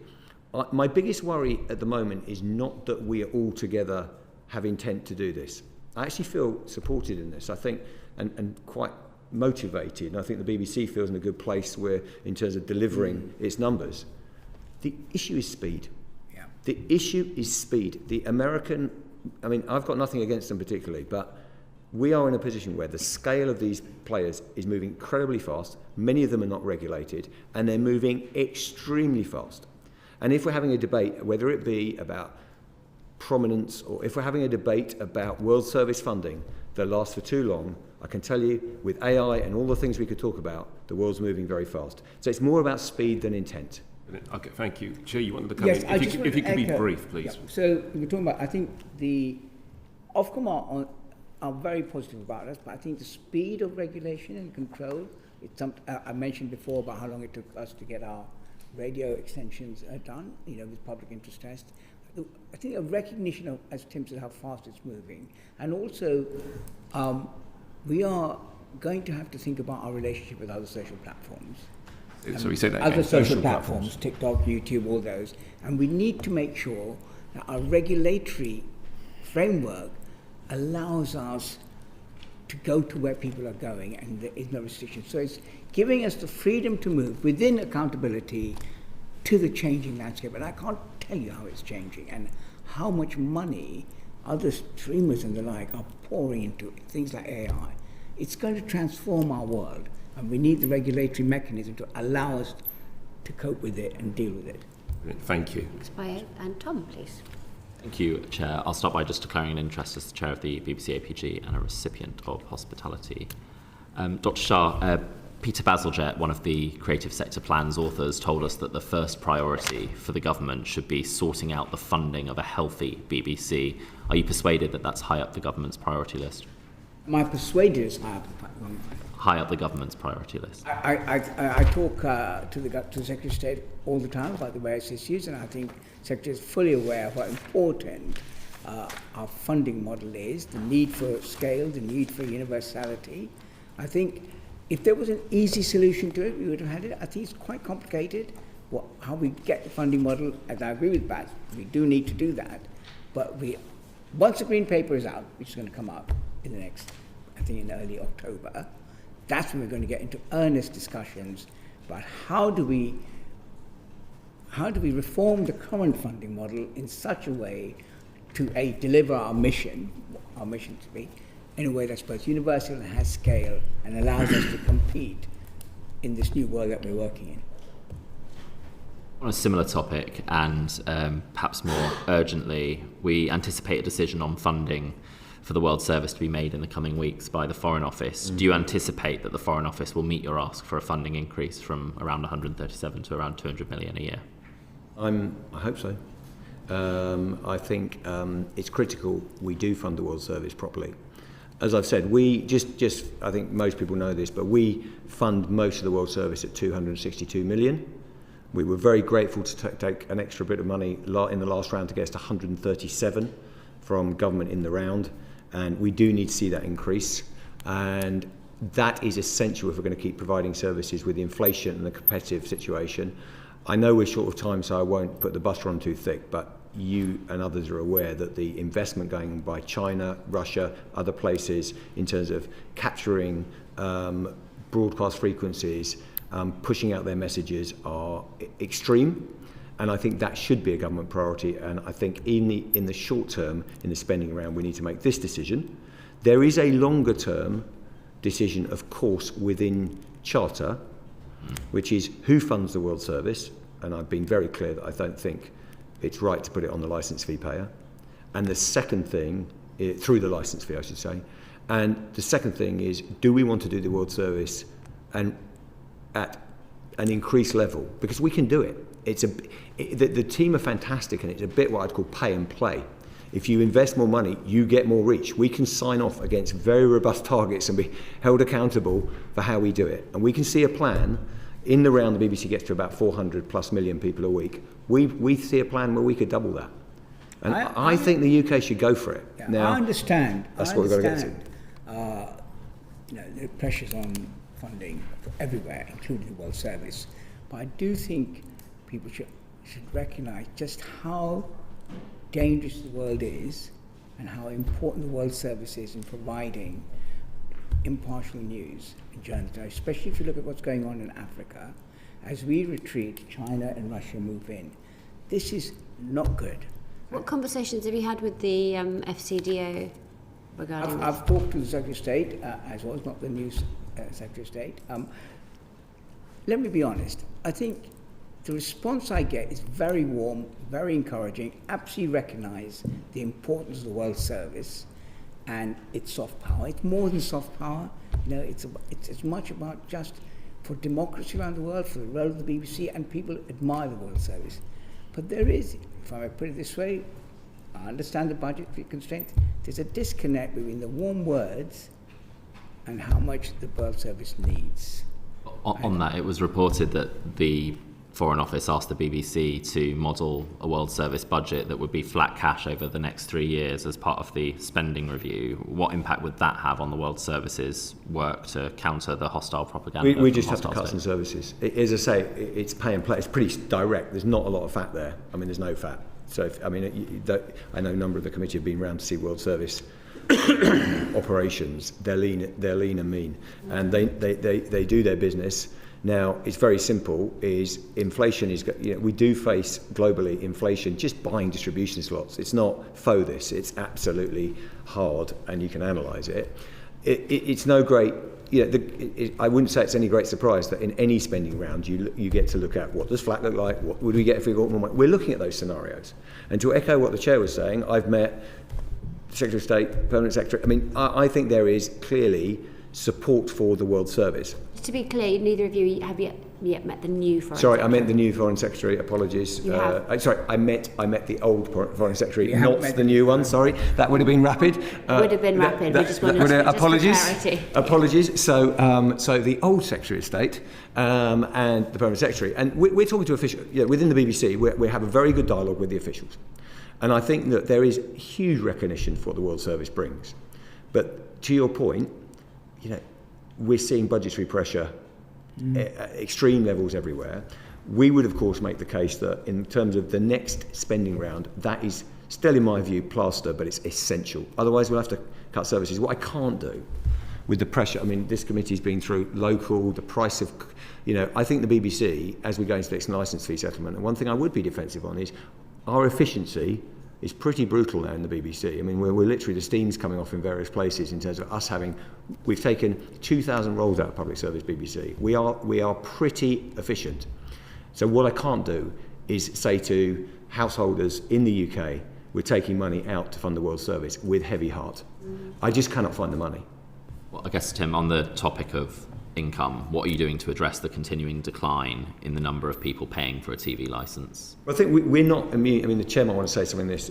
Certainly, we are not immune from the pressures of a completely transformed market. If you talk to anyone, advertising, subscription, look across local media, it's all pretty difficult in terms of, now, I think the licence fee has held up better than many models around the world. And overall, as you know, we took in a little bit more money last year, but we lost 300,000 households. So it's been a balance. That was the price rise. It's certainly not, the licence fee is in no way collapsing. It is enforceable in my view. Evasion has gone up as well. But it has gone up a little bit. Yeah, and but that is, I think, understandable with the vast changes in the market and some households going, okay, what services do they want? Having said that, I think our numbers, as people know me, I'm obsessed with usage of the BBC, not just making a case for it based on purpose. We have an incredible purpose, we have an incredible role, but the amazing thing is we still have, as per the annual report, over 80% of people using us a week, 94% every month. These are incredible numbers and they're unique worldwide. We do need to reform the licence fee. We need to think about the areas I've talked about.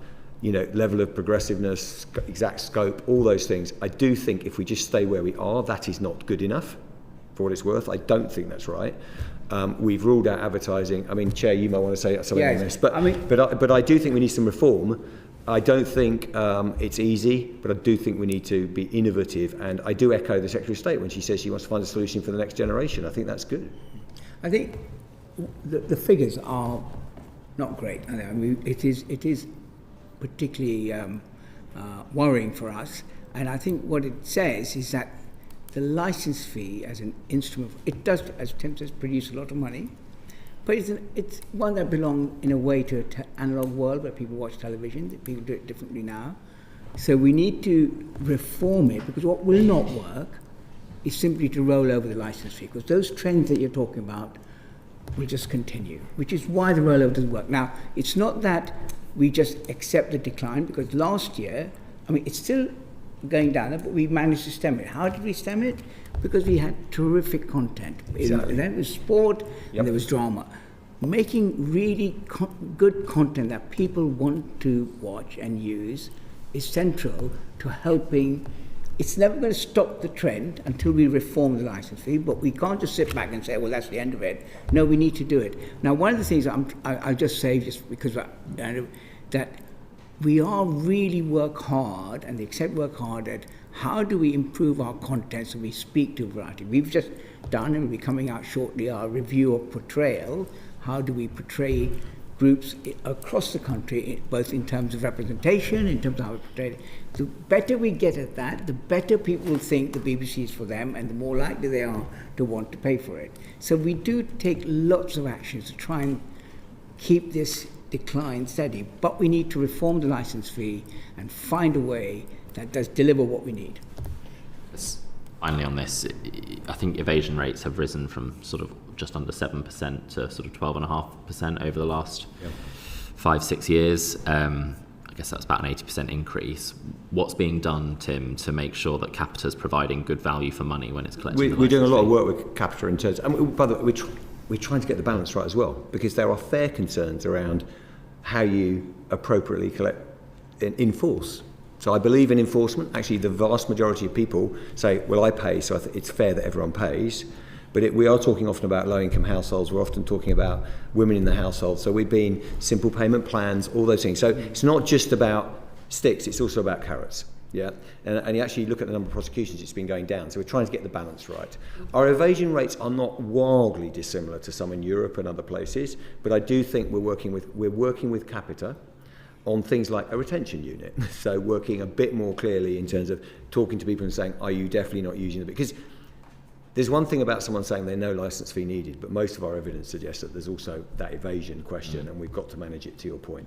So I can give you more details than I'm giving you now because I'm conscious of time, but there's a whole load of mechanics. Technology can help us a little bit as we go forward in terms of how we manage the call centre in Darwin, all those. I mean, if people are interested in the BBC, manning those calls for a while is very interesting, because most of it is, to the chair's point, about usage and making sure we've got the right content. But we are enforcing, we continue to enforce, we continue to be quite tough about that, but in a sensitive way. And we are seeing some results on the added investment from Capita on technology and retention. Thanks. Chris? Yeah, can I ask about setting targets for tackling evasion? I don't think you've got set targets for doing this. So I suppose it's a general question about the curiosity of what is the, not just the scale of the problem, but the scale of the answer to the problem. So that's one part of it. But I note that, for example, you're putting a huge amount into enforcement visits. The visits statistics are going up, but the resulting prosecutions or remedial actions from those that you visit isn't going up as well. So you're spending a lot of money on this. It's not all working out the way you would want. So can I think it's a harder environment when you've got on-demand services, you've got Netflix. Yeah, there isn't, going back to the top, there's not a business model in traditional media that isn't challenged. In fact, the license fee has been a lot better than most. It's been incredibly resilient, and that's due to usage. Look, we are watching this like a hawk. If you come to the top team of the BBC, we'll look at evasion rates, we'll look at how many people. We're also spending a lot more time on linking what the chair said between behaviour and payment. So I'm obsessed with people using it, because I don't want the BBC to be a market failure BBC. But I don't think you're setting targets for tackling the evasion. So how are you measuring the success without the targets? I think we're better than that, if I may. Every budget, we absolutely have a forecast in terms of what no licence fee needed. Within that, what evasion? I mean, we've got different. We can give you some examples of this, but we absolutely, in our budgeting, we need to know what our income is. So we have an assumption around our evasion rates. When's Capita's contract up for renewal? I think this year. I don't know. Rather than guessing, it's quite soon. And then the question is whether you extend for a bit. Because the other thing is, if we are making, to be open with you, if we're making some adjustments, we don't know how big, in terms of evolving the system, you ideally want to know what that is going through charter, I think, before you work on how you're going to provide that, if you get my point. So I think that's where we are. These internal targets that you're talking about would be useful, I think, information to see to help us evaluate, as you are doing, how well things are. Let me take that away and see what we can do. We can respond.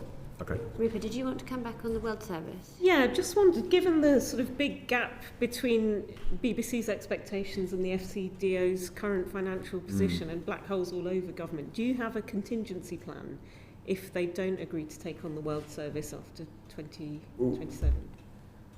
After 2027? In that next budget. I think a fair point. So we had plans in the short term if we got a flat settlement. To the earlier point about whether that scenario is being done, we've shown, okay, we'd have to trim here and do that. I think the answer to your question is we're not quite there yet, because it's all linked to the charter negotiation in what public service do we provide to the UK. Yeah. So bear with me. So it's one big pot of money. So if you said, I'm not funding the World Service, okay, as the government, we then say, okay, if we're collecting the money in, what's the right amount to be spent on the World Service? We haven't finally done that work. Frankly, I am so passionate about the World Service. We'd have to think about, within the overall licence fee, what a minimal service would be or how that would work. We're not quite there yet, because the other thing we need to do is say, within the licence fee, what will we provide? In education, in disinformation, for the UK. What is public service going to be? Hopefully we can get and have this as our next conversation. What is public service going to be in the next 10 years? What are we going to offer? It's all in the mix. So I don't have to have a contingency plan at this point. I don't have to have one. I have to have an overall plan for the BBC. And then between the green paper and the white paper, we do need, what really is important, and it links to a conversation we haven't had actually, which I think is quite important, which is DTT. But what we do need is some planning certainty. We do need some planning certainty before the start of the new charter to do exactly what you're talking about. I mean, do you think in terms of all this stuff, public trust, journalistic integrity, creative freedom, that cuts are leading to reputational damage within the BBC? Well, I'll just go even on HR matters, so the Greg Wallace, all those people in the independent companies aren't covered by your HR systems, you slash loads of HR staff. Yeah, but we've had our budget, as you know, cut by millions and millions over the last decade, and we've coped. Now, I think actually we've done more than cope. I think we've pulled off incredible results with limited resources versus the UK. So what I would be is led by the data. We've still got 80% of people using us every week for all our challenges. Bear with me, our trust scores, if you look in the annual report, I'm sure you've done it. When things go wrong, do you know what I mean? Like of course. Do I know what you mean? Of course, I live them every day. So last year we did actually, and I've spent on my tenure really driving up our reputation for impartiality. Just reports that come out. I think it was November that Greg Wallace was. Sorry, I'm lost on what issue I'm chasing here. Yeah, I'm saying leading to reputational damage, cutting corners. Well, I think you've got 2 points in there, if I may. Cuts make it much harder. If the BBC is not properly invested in, it simply makes it much harder for us to drive usage and justify a licence fee. But we are lucky, we still have a universal licence fee that gives us enough, just with listed events and all the things, to be at the centre of British life and provide full services across local. We've moved money around, that's been sensitive, all those things. But broadly speaking, it's working. Your point then is a separate one but linked, which is do I worry? Of course I worry that when we make mistakes, that has an impact on our reputation. Of course I worry. I mean, trust is utterly critical to the BBC. I think there's 2 points here. One is we need to address and make sure we're minimising mistakes, and it's been difficult. There's a financial impact as well, though, isn't it? I mean, when you're doing sort of costly investigations into something that's gone wrong, that's money you're not spending on the BBC World Service. Absolutely right. I think within the proportion of the licence fee, it's not enormous, but every pound counts. So I totally take your point. So that's. But I think the bigger thing is this reputational. One thing I would just say though is the BBC is uniquely. It makes for interesting leadership challenge at times. The toughest things are we have a journalist organisation that was exposing the Greg Wallace, leading on the Greg Wallace story. That was the BBC. that is an incredible thing that... He's on every week. He's on more often than ever. Okay. Well, no, hold on. We have dispensed with his services. Sorry, the Gaza? The Gaza programme with the child narrator, that's clearly been binned now. Okay. Anyway, that wasn't a budgetary issue in the slightest, but but you can do it. You can edit a Greg Wallace, but you can't edit. You're happy to Thank you. You're happy to be. Thank you. Rebecca. Ecstatic. Let's go. Ecstatic. Let's go back to bio, please. Thank you, Chair. This is a question to yourself, Tim. So, how is BBC's commercial planning to deliver on its ambition to double its size? So, just one second, by 27-28, and how confident are you on its delivery? I say that because, obviously, in the report, you've got your intellectual property failed to meet its target. So I think 1 in 10 of your most profitable titles was new intellectual property. So how are you addressing that? I think we've got an incredible story with the BBC Studios in terms of what we've done over the last few years, and I'm very proud of the business. I think the key routes to growth, if you talk to the CEO and the board and the commercial board, are clear in their plan. They want to grow the IP and production business. There are things like BritBox in the States that we fully own, and then there's opportunities. We've just put a subscription on bbc.com in the States. So there are clearly business opportunities, and I still believe, although we've taken this to I think it's an incredible story, 2 billion turnover at a decent margin. I still think we can double the business. Having said that, I think the market's a lot tougher than it was a couple of years ago. How do you think you can? I think the market is a lot tougher. Let me just say that for a minute, because I think the amount of spending by some of the US providers is not what it was. I think there's often less money to be made in areas like news. So it's not without significant challenges. Now, I did kind of half answer that, and sorry I didn't get past you on that, which was the growth we see is building our own IP, so where we get our own shows. I mean, part of that is also tying up with people who've got valuable IP. So guess what's worked for us this year? It's a Australian blue dog, okay? Bluey, yeah? So Bluey, we've got the rights to Bluey internationally. It's the biggest title, I believe, on Disney+, and that is coming to the UK creative economy through BBC Studios. So that's an example of the kind of things we can do if we can get more IP. Second example is BritBox. BritBox is a service in the US. It's not the biggest in the world in terms of the US market, but actually from BBC, it's very profitable, it's growing fast, and it builds BBC. We can grow that out. I think there's other areas like bbc.com. We now have subscription on news, in the subscription layer on news. We've got audio, we've got factual document. There's a lot of things you could do. One of the big issues to studios is to choose which one of those opportunities gets most return, and balancing short-term reward versus long-term growth. And that's what we're trying to do, because what you don't want to do is take the dividend out to support the UK too fast. You want to grow value. Can I make one further observation on that, which is to grow a business, you need to invest in it. And the borrowing limits for BBC Studios sits on the government books, and it would be very helpful if the BBC Studios on commercial could invest more by borrowing more. And there are limits, and we're reaching those limits. So it would be worth debating and discussing the borrowing limits of BBC Studios. That is an important point, and directly to your question is how do you get growth? Okay. Unless we have that funding, by the way. I mean, we've taken the debt up to 750, but I think being able to borrow effectively as a studio, I mean, every company needs this. So I think that is, I know there's good conversations going on that. So, right. Okay, gentlemen, my next question to yourselves is, in previous years, the amount sort of returned from your commercial arm has been disclosed in your annual report, and but it's not in your last report. So could you kind of explain sort of why that is the case, and how much was actually returned in 2025? I think we have, sorry, I can't see where I've got it, but we have been public about the return. So can we just write to you and just confirm that, and you can publish it? I mean, it's no problem. It would be really at all. helpful, because as far as we can see, it was absent in 24-25, and we can't seem to understand why it was left out this year. Okay, and all right, I'll look at it and I'll look at it and send you a note, because there's no issue in telling you what it was. Okay, you're going to write to us and let us know, which is great. But the question is, if we could be a bit more transparent, so if it can be disclosed in the reports, is that something that you would look at? I don't see an issue with it, but I'll check with the team. Yeah. So I'll do it in the same note. I'll give you the numbers and then just confirm the protocol going forward, if I may. Is that all right? Because we've got no desire to not share that.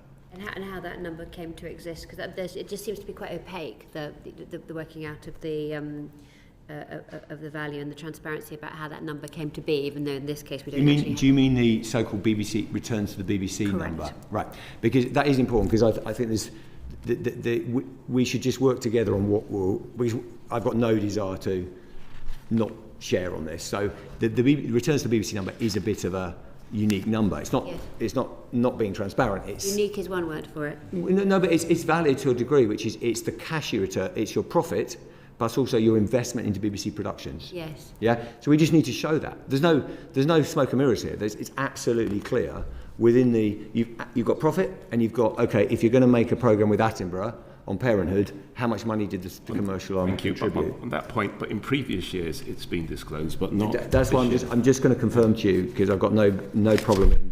I think it was simply because actually there was the returns to the BBC number is, to the chair's point, a bit of a strange number. It's not strange in it being we're trying to dissemble. It was just strange in a construct in the normal world. In the normal world, you look at EBITDA and cash. So we'll give you all the numbers. It's fine. I don't know if it's helpful, maybe not helpful, but on PAC, Public Accounts Committee next week, we'll look at that. But you've reported a dividend, 2 dividends last year and this year in this year's account. I was a little bit confused about that question as well, so I think there's probably just a shared understanding, clarity required, because I had that similar confusion at the beginning of the committee as well. Okay, I've just been, sorry, I've got a note saying it is in the commercial section, so that is, let's just look at it outside and I'll come back to you. I mean, we can, it may well be hiding in the commercial section, and because I have not been in a discussion that says we're going to not give you the number, so I'm more than happy to do that. Okay, helpful. No problem, no problem at all. Okay, and my last question is sort of to Dr. Shah, given the board's responsibility for establishing a sort of framework for assessing performance. Performance around sort of related pay around your CEOs of BBC studios. How do you get to that? And, how is it based? How do you substantiate that? The Remuneration Committee of the BBC determines the salary of the Director General, and we take into account the normal set of criteria. We benchmark it, we look at previous salaries, and we look at pay rate and the money we've got, and it's a proper quantitative analysis, and we do it rigorously. And I think that we're not profligate with the money, and I think that what the outcome we have with the Director General is I think appropriate to the job he does. On the studios front, though, I think it's the BBC's commercial board that determines the pay of the chief executive. I'm across it, and it's based on targets, very clearly based on targets of returns. So it's a much more of a commercial operation. Is that standard, or has it altered from previous years? Not to my knowledge, it has not. There's always, sorry, I can answer that because I've done both roles, and before I was overseeing. But it's from what I remember, it's always been pretty much the case that the studio's remuneration, because it's not funded from the licence fee directly, has been higher. Yeah, it has been bonused and all those things, but it's benchmarked versus others in the industry, and it is. Let's just say we're not trying to benchmark totally. We're trying to find a place in between that's realistic to attract that commercial talent. And that criteria has been in place. It's with it's been in place for a few years. It's really rigorous with the remuneration committee of the board, and they work through the benchmarks. They get external advice, and it is a slightly strange situation we're in, because as a public service, I mean, we've taken down some of the public service salaries, including the Director General's, quite rightly, over time. I'm talking about the last decade. It's interesting, the point. But studios, I want to be able to attract. I want to emphasise Tim's point, because I was looking at in the last assessment, the Director General's pay has come down pretty significantly from what it was several years ago. So that's important to know that we are doing our business. Secondly, continues to be far less than in the private sector, somebody running an organisation of 4.5 billion and 20,000 staff. So, and indeed, even in the media, there are people running small organisations who get paid a great deal more. So I think that we are pretty rigorous in the way we remunerate our senior staff. Can I just, because if I may, just very, very quickly, because I was a bit all over the place on exactly that commercial point. I just want to say we have published in a press release, and we'll send you that, the overall commercial returns number, which was 391 million versus 325 the year before. That was, within that was the largest investment in content at 200 million and a dividend of 61 million. There are a few other bits and pieces within there. That does hit our cumulative return. In the first 3 years, we got to over $1 billion, which we committed to in 5 years. We've got in 3 years. We, in the annual report, in the Chair of Commercial Board section, and in our press release, showed the return figures for the first 3 years of the 5-year period. So I can send you that, but I'll just confirm that. But there's no, just to nail that one, there's no issue with sending you this and showing the dividend and the content payment. Thank you. Thanks no problem. Thank you, Chair. Yeah, can I just go back to intellectual property for a minute? I think we've all, watching movies in the last 10 years, realised that exploiting current IP is more preferable at the moment within the industry than creating new IP. I wonder just how much of a leadership role the BBC is playing in creating new IP, and whilst you've not met your targets, how much of an effort are you putting into creating the new IP as opposed to exploiting it? And I'll just add a third part to that question, just to, you maybe want to reflect on regulatory barriers to exploiting or creating IP. Is there anything that you think you would benefit from knowing? This is not the last one. I don't think it's regulatory. There are other areas in the BBC where I'd be saying that regulatory prominence, other areas, or need either legislative or regulatory issues. This isn't that. Your question is absolutely a grade A question for the UK. Top priority for the UK creative industries. And a lot of the analysis we do, I think, doesn't look at how thick our share of the economics is. Do you see what I mean? So look, I revel and love our production sector in the UK, but production margin is generally quite small. To your question, where the real value is somewhere like where we own Strictly, and that is in many, many territories, and you own IP, or where we do a deal with Bluey and we own IP. I think there is a challenge for us to maintain enough UK IP. Why? Because it's a bit like footballers or anything. Those people who are the top talent, you'll have read the deals, they are being picked up globally by companies because that's where the value is, in IP. And they're being paid a fortune to bring their IP, and that then gets owned outside the UK. And I don't think we're spending enough time on that. What's the BBC doing? First thing is, it's created BBC Studios. It's got the biggest production. I mean, it's got, production IP company that is not for sale, and we have that for the UK public as our shareholder to grow IP. Do I think we should be generating more hits, new hits out of studios? Yes, I would like that. Yes, and I think it's a really good challenge. It's a top-level challenge. It relates directly to the question about studios growth.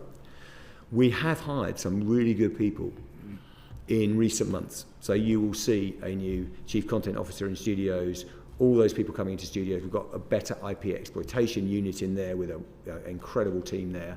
So I think we've got work to do. I think it is a challenge. I think it's an absolutely top-level challenge to value creation for the BBC over time. We've got an incredible archive. We have some new IP, but we could do with some more. I think you are exploiting sufficiently the kind of your archive IP. I mean, if you just think about the nostalgia for some of these sort of iconic childhood characters, the success of Paddington being reimagined in the movies over the last decade or so. And you've said yourself, Bluey the dog is one of your most successful earners, right? It shows the fondness for children's TV and actually quite a gap in the market for decent quality children's TV that parents are bringing. And in actual fact, we're going to be doing an inquiry into children's TV as a select committee. Do you think you're doing enough to sort of exploit that back catalogue? And then sort of almost in addition to that, the annual report suggests the BBC's expenditure on children's programming reduced by 77% in 2024-25. So, I mean, how does that help finding the great hits of the future? Yeah, the children's figure, let me do that last if I may, which is the children's figure is simply an accounting change. Okay. Because it's what we're doing is spreading the money over a longer lifetime. And our investment in children actually went up marginally from 94 to 92. So, and us doing the 300 hours, the 50 titles, to your point, I'm very pleased you're looking at children's. I'm worried about. I mean, we are. I mean, I heard the other day. I can't back this up. That we may be now the biggest producer of non-animated children's content in the world because no one is getting close now. I mean, by a mark, we really are in a completely unique position in the UK, and others are struggling to make that work, not because of lack of intent, because the economics. Yeah. So I absolutely think we need to think about the tax regime, all those things. We have this incredible thing called, I mean, all of us were built up on it, children's television in the UK and children's output. Now, so that one, I think our investment to children's is rock solid. In terms of, I think you're right, I think the challenge is fair, which is, we've done a bit of it, we've gone back and looked at old titles, we're looking in the catalogue. There are two things that are in my head when you say that, which I think both, one I think is there some gems in there like a Paddington that can be, and I think the word's powerful, which is reimagined. And is there probably something, I mean, studios are looking at it every day, digging around, and I think we need to keep digging and thinking creatively about that. That's a great challenge, and I'm sure those in studios listening will say, right, they know I'm interested in that as well. I think the back catalogue and the archive, we're still wrestling with. Of course, everyone thinks you're sitting on a gold mine? How do you actually monetize that? How do you? We've launched services with Deep Archive. People are sentimental about it. I mean, I was very sentimental watching some of the old ITV output last night at their celebrations and the old advertising. I mean, but in terms of people's ability to pay for it and monetize it, that needs a bit more work in terms of how that could happen. But I do think new technology could open up possibilities with the Deep Archive in terms of searchability, how that could work. And I think there's creative solutions. So I take your challenge. I think it's part of the answer to the question about commercial growth. We need to hire the right people as well. Apologise, I interrupted Chris. Carry on. No, thank you, Chair. I suppose, can I also just put on record my membership of the National Union of Journalists? I should have done that earlier. It's a play, I suppose, from the freelance question earlier on and IP. The understanding of the, freelancers already get slightly less rights in the way that they interact with the BBC than employed staff. Employed staff know where they stand when it comes to IP. I would just make the plea to you, if you're creating new IP, to have that robust assurance that freelancers are being treated fairly in how they approach it. And again, the point of there are different levels of freelance interaction with the BBC, but the creative spark for good IP is as likely to come from the person who's on their first shift at the BBC, on just at university, on the smallest contract with the smallest money, as it is the next, someone like Michael Bond for Paddington Bear.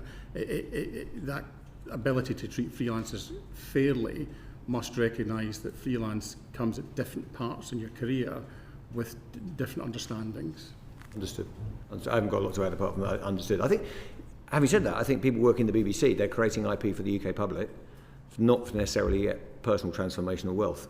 And that is a tension, because what we're seeing is, we'll hopefully get a very good audience for Celebrity Traitors.